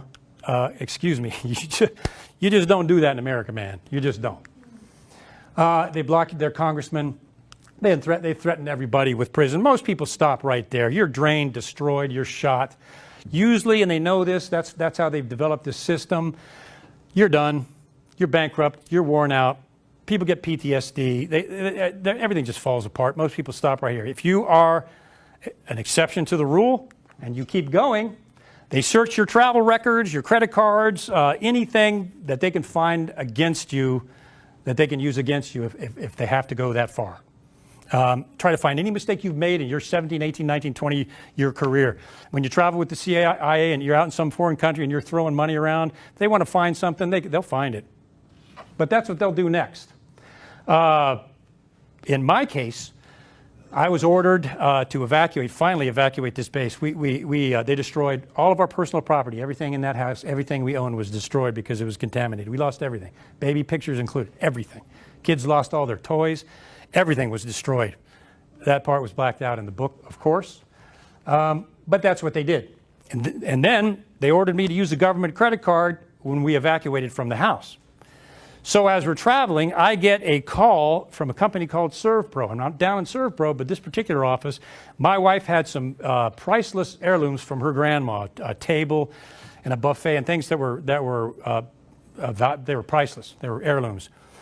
And those are the one things that we had this decontamination company decontaminating because, they're my wife's heirlooms. So I get a call. They say, you pay us the full amount for this decontamination by tomorrow, or we're putting all your wife's stuff out at the curb, and people can just take it as they will. I said, well, you've got tomorrow by 9 o'clock. So I took the credit card, and I charged for the decontamination of the stuff that they'd contaminated my wife's property. They turned around and said, you've abused the government credit card. We're going to get you on that. And I said, no, back up a little bit. You ordered me to use that card for the evacuation. You contaminated this stuff. You want to keep fighting, we'll do this. But that's what they tried to do. It's exactly the same procedure is what they tried on me. It didn't work. I have seen this happen many times. I was a counterintelligence investigator. We had cases of internal employees. Many of them had not done a thing. They had blown, there was some indication where they were reacting to some things. And one of my strong points was getting them through and finding out it was nothing. But we had some big cases. One of mine went to the president. But generally speaking, your average employee are under such stress because they're under investigation in the Counterintelligence Center. The next step is, you're under a lot of stress. You're not sleeping at night. So we recommend you go down to the Office of Medical Services, and they'll help you cope with your stress so you can sleep at night. If the employee doesn't know better, they're like, okay. So they march down there, and they sit in there with this CIA psychiatrist, many of which were involved in MK Ultra kinds of things. So you're not really dealing with an above board person. And they sit them down and they talk to them about their stress and how to handle it. And they're writing down disgruntled, paranoid, insubordination. And then they put that in the file.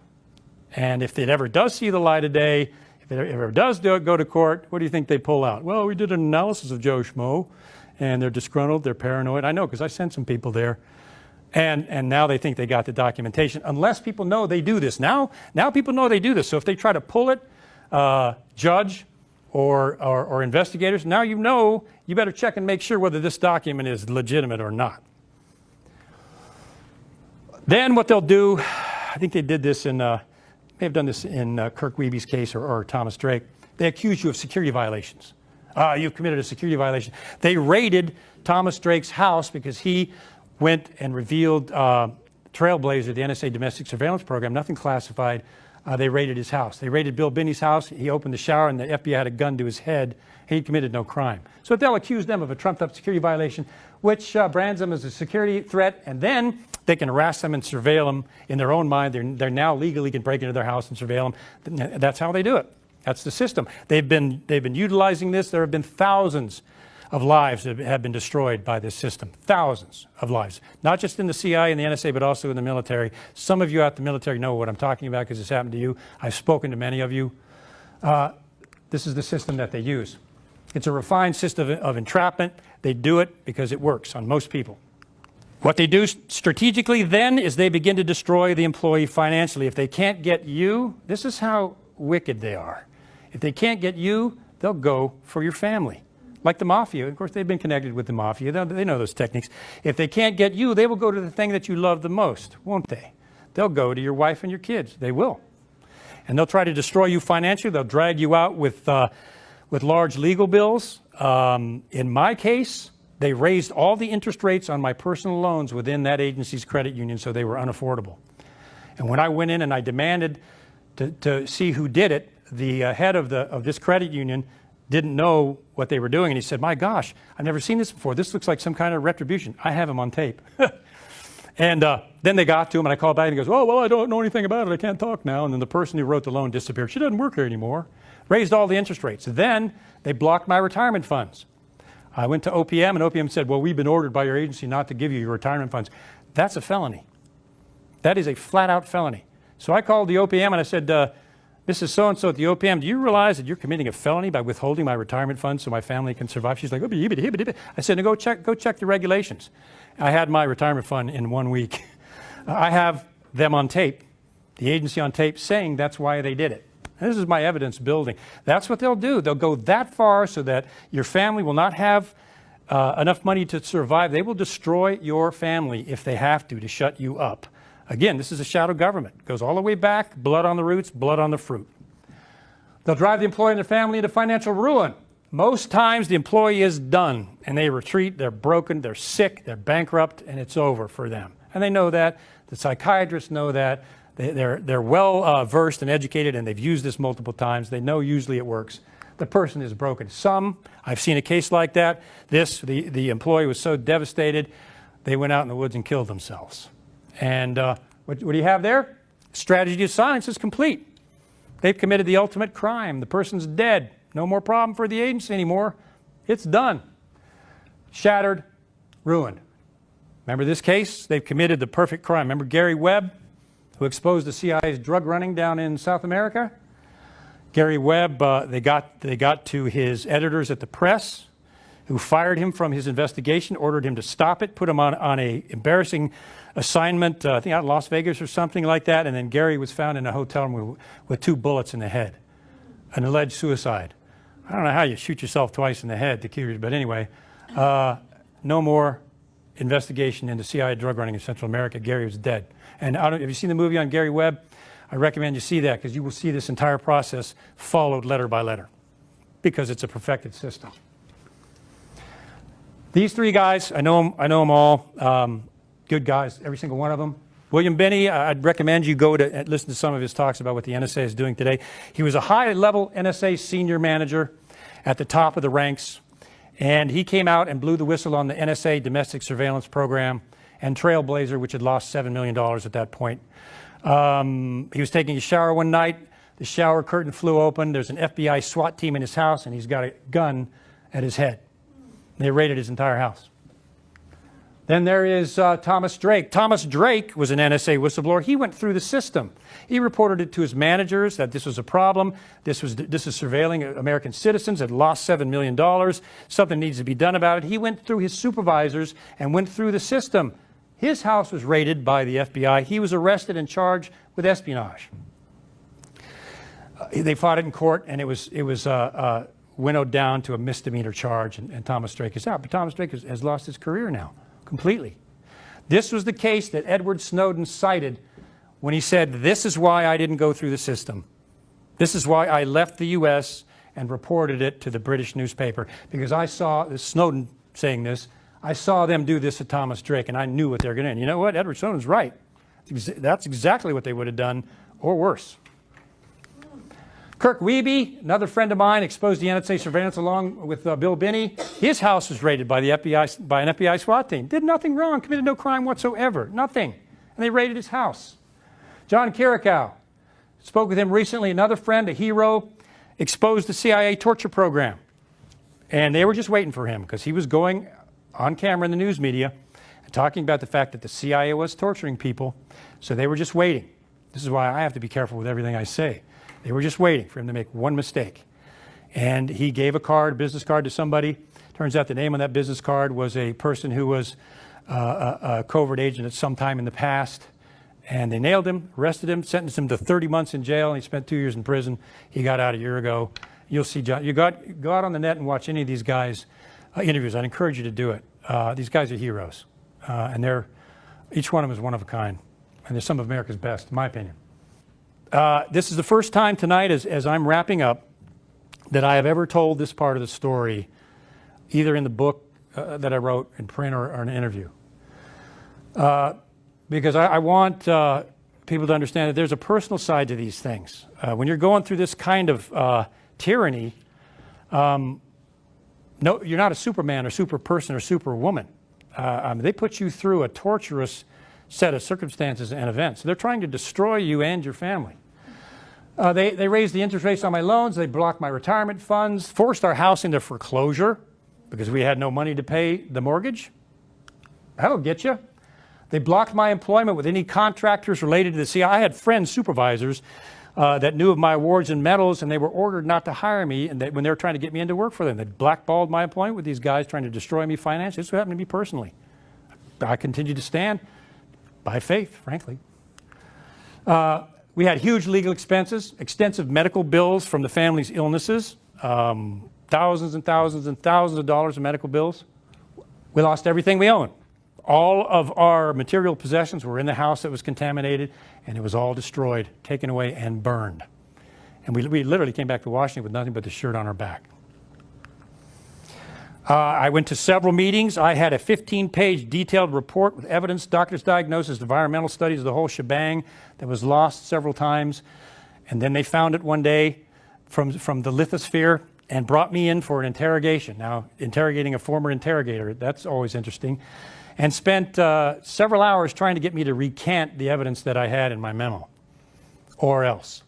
And I refused. At that point, you know, I was kind of like the lamb at a gyro feast. You're committed, you know. I mean, I wasn't going to stop. So I said respectfully, no, that's evidence in this case, and you're going to keep it in there. So I was taken to a meeting with my attorney inside the Office of General Counsel, where I demanded to see this grievance that I had written in the evidence, and they claimed, well, we don't have it. What do you mean you don't have it? We lost it, they said. My two attorneys had never seen the beast before. They're sitting there, their eyes all wide, and I said, you go get that, or I'm coming in your office and I'm going to find it for you. So they come back in and they present me a one-page document handwritten in blue ink, claiming to be my grievance, which is a 15-page typed document that I had written. And at that point, I said, it's over. We're leaving. Went back to my office. I was met with 3 CI officers who tried to get me to sign a statement saying I'd engaged in insubordination. And I respectfully refused and said, this battle is just beginning, you guys. Like the FBI said, you messed with the wrong person. I took them to court after that. There was another house break-in, and it just kept going. Then they issued the threat of, well, we've got you misusing a government credit card for paying for the decontamination of the stuff that we poisoned and contaminated. And I said, nice try, but, you know, make my day. I'd lost my career. I lost all of my retirement completely. My job outside was blocked at this phase because I hadn't stopped. I hadn't given up yet. I was going. I was still going. All the evidence was sealed so no one could see it, not even my congressman. I was threatened with prison. If I talked about my case or the poisonings to anyone under the state secrets privilege, I was going to jail. My wife will tell you for several years, we waited for that event every single night, not knowing if it was going to happen or not. I was ready. I was ready to go, ready and willing. I mean, this is the Constitution we're talking about. This is my country. This is my democracy we're talking about. I don't care what you do. You're not getting away with this. Lost my family. My wife could not recover. She was very sick neurologically. She couldn't get out of bed. She was bleeding through her gums, bruising all over. Could you imagine being the wife and having a powerful agency like this break into your house, poison your children, paint chemicals on the ceiling, and then tell you you're going to prison if you talk about it to anyone? Ruined our marriage. I mean, bless her heart. No woman should have to go through that. But that happened. Couldn't take it anymore. My children were having nightmares for years after this. Nice people, aren't they, at these levels? No, they're wicked. I had coworkers cheering me on. Oh, man, everybody in there hates them. I mean, we call it the paranoia palace. They're telling me, man, go get him, Kevin. We're with you. We're with you. Well, when I came out and stood, crickets. They all disappeared back in the woodwork to the land of the cowardly. And I understood, okay, I understand, you know. Doing this sort of thing is rare. I wrote my book. They blacked out everything relating to the illnesses and the poisonings, but they left the vulnerability to our agents and the other stuff that I never thought I'd get through. They left it in there. I think they were making kind of a deal. We'll let you publish this stuff, but don't ever talk about this, ever. And we still kind of have this. I have a lot of programs I worked on, and in a lot of different parts of the shadow government. And I'm not talking about that. I'm an honorable man. There's no reason for me ever to talk about it in my lifespan. But we have kind of an agreement going. I'll get up and talk about this stuff, and we'll just leave that other stuff aside. And we've got kind of a mutual agreement here. Just, you know, don't go there. Blacked out those parts in the book, and they thought they had finished me off. The only thing that kept me going, frankly, was my faith and my belief in freedom, that this country should be a free country, and there should no agency, no shadow government should have this kind of power in a constitutional government. I can't tell. That's what drove me, is the outrage and the tyranny of this. It's got to be stopped. So they were wrong. They hadn't finished me off. I answer to a high authority, and that's always their worst nightmare, I think. I wound up in Jacksonville, Florida, with absolutely nothing. Everything I'd loved had been taken away from me. Book had been blacked out, the first one, completely blacked out. I sat down in Jacksonville just with nothing left. Then I met an angel. I met a woman named Sue who helped me through a lot of this. When I was outraged by what had been done, she listened to my stories. Gave me an ear about the betrayal that I had just suffered. When people were parked outside our house, she was there standing strong with me. When I had third parties logging onto my computer when I was writing the book, she stood by me then. When I wrote From the Company of Shadows and built the code into the book about what they had done and what they'd covered up, there's a code in there that unlocks the blackouts. She stood with me there. Days I drank too much, she was there patiently with me, just helping me through it. Days when we thought for 4 years that I was going to be arrested any night, she stayed with me through the whole time. And that's my wife, Sue, in the back. So there are angels out there. Thank God for them, if you just don't give up. This is a segment from the book, From the Company of Shadows. Now, what I did was I built codes all through the book, and they missed them all. This is one of them.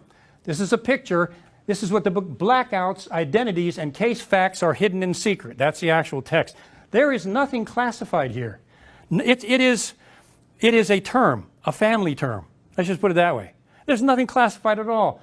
Blackouts, identities, and case facts are hidden in secret. They don't want anybody to know that the shadow government does and has hurt families. Because that's basically all they're just saying there is families. I won't say the exact words, but to the effect of families.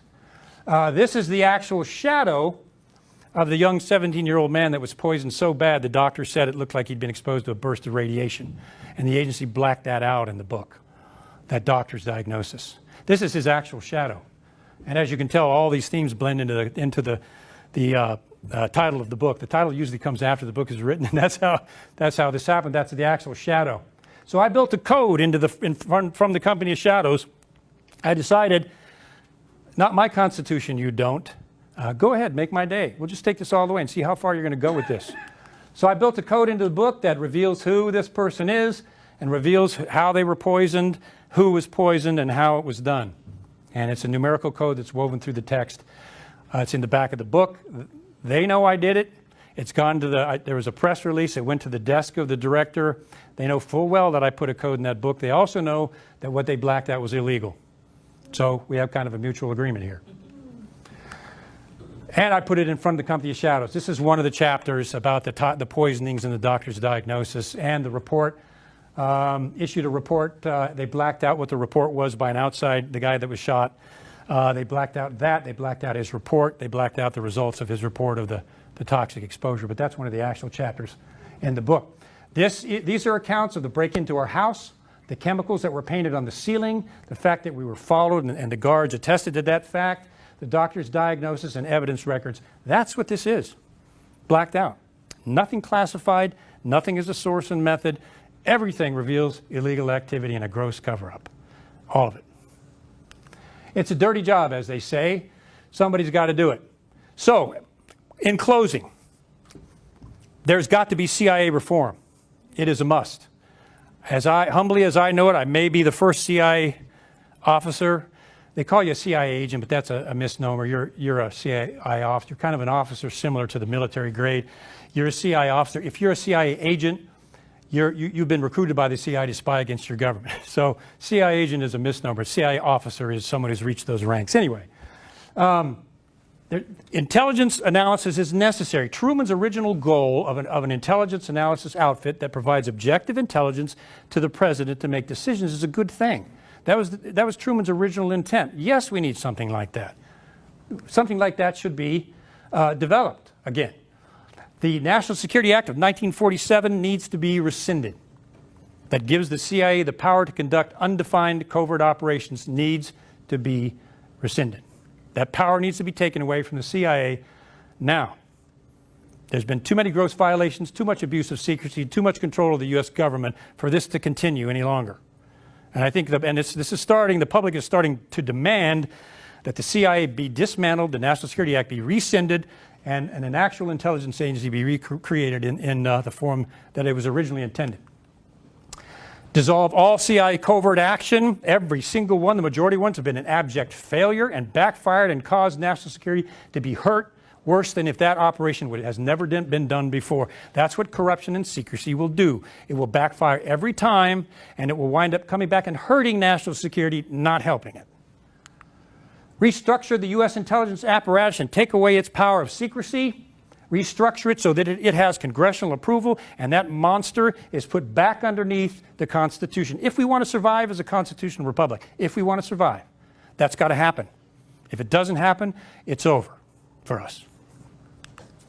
Full disclosure to the American people of what this is doing. Full disclosure of the tax revenue budget, because it's coming out of our pockets. If you're going to use tax money, at least through our congressmen that we've elected, we need to know where that tax money is going.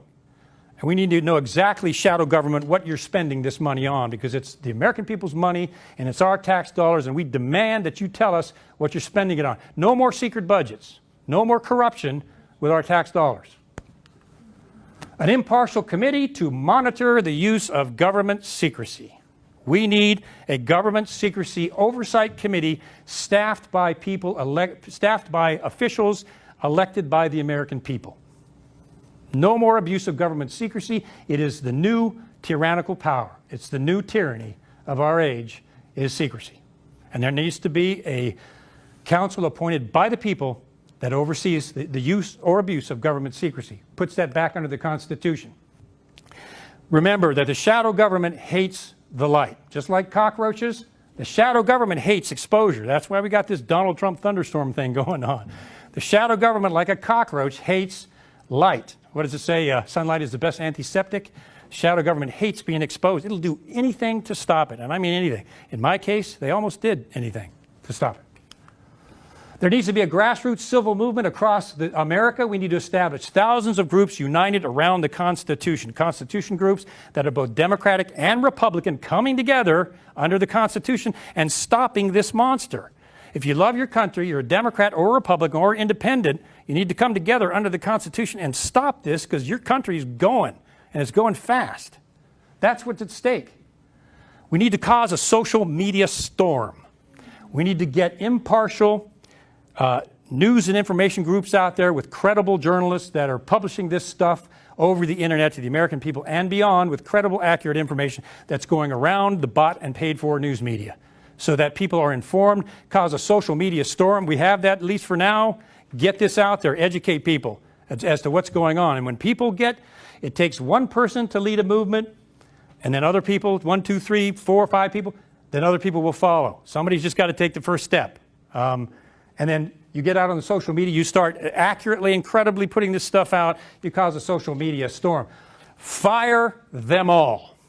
Congressmen and senators who are now statesmen and are no longer following the Constitution, who are lying to us, spending our money on things we have not authorized them to do, and are not fulfilling their constitutional responsibility, the Congress and the Senate, fire them all.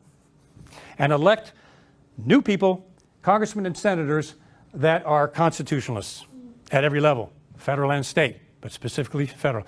It's time to do some house cleaning. It's past time. Demand total intelligence agency reform. Demand it, and do not let that go. Demand it. We the people are still here, at least physically. So demand it. We have to demand it. We have to push it.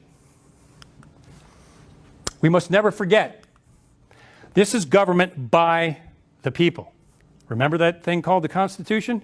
This is government by the people. It's not the other way around. Although they forced it into being that way, it's not the other way around. The Congress and Senate are your representatives. They work for you. They serve you. Now, that's not what they're doing, but constitutionally, that's what they're supposed to do under the law, under constitutional law. Constitutional government serves the people. We don't serve the government. It's not our master. The government is our master. That's the founding fathers were brilliant. They were studies of history. They knew that's the only way it was going to work. It was a brilliant, brilliant piece of work. But they did a lot of study of history and past governments before they wrote the Declaration of Independence and the Constitution. A lot of study went behind that. Government violation of the Constitution are what? Felonies. Okay? Our government, the shadow government, has committed multiple felonies. You have to remember that. They've broken the law at the highest levels. They're doing this secretly using our tax dollars. They're picking this money out of our back pocket to do these things without our knowledge. And the weapon of tyranny is always fear. From communism to fascism, all the way down to the tyranny of secrecy, the weapon of the shadow government is fear. They want us to fear them. They want us to fear what they can do to us if we talk about them. They want us to fear what they can do to us if we try to stand up and expose what they're doing. They want us to just leave them alone, be afraid of them. You talk to anybody on the street, I really don't want to know what the CIA is doing. Just let them do what they want to do. I just don't want to go there. Exactly. The weapon of tyranny is fear. All down through history, that's always been the case. So do not fear the shadow government. Once you fear, whatever that entity is, controls you. If you don't fear, you're free. I always like to wrap my talks up with this famous quote attributed to Thomas Jefferson because it's so true. When people fear their government, there is tyranny. But the reverse is true. When the government fears the people, there is liberty. They need to fear us. They need to see us getting up at times like this and saying, oh, no, you don't. Oh, no, you don't. We the people are not going to put up with this. And guess what? Now we have the guts and we have the courage to stand up against you because we don't fear you anymore. Then they got a problem. All the way down through history, movements have started just like this when people stop fearing tyranny in their government. So that's all I have for tonight. Thanks for being patient. Please remember this. This is going to be in 2 parts available on fortheloveoffreedom.net, I think is the website that we're putting up. Take this message, please, and just spread it around and stand up with me and the rest of us that are doing this humbly before the Constitution. Stand up, and together as the American people, we can do it. So anyway, thanks you all. Thanks for coming.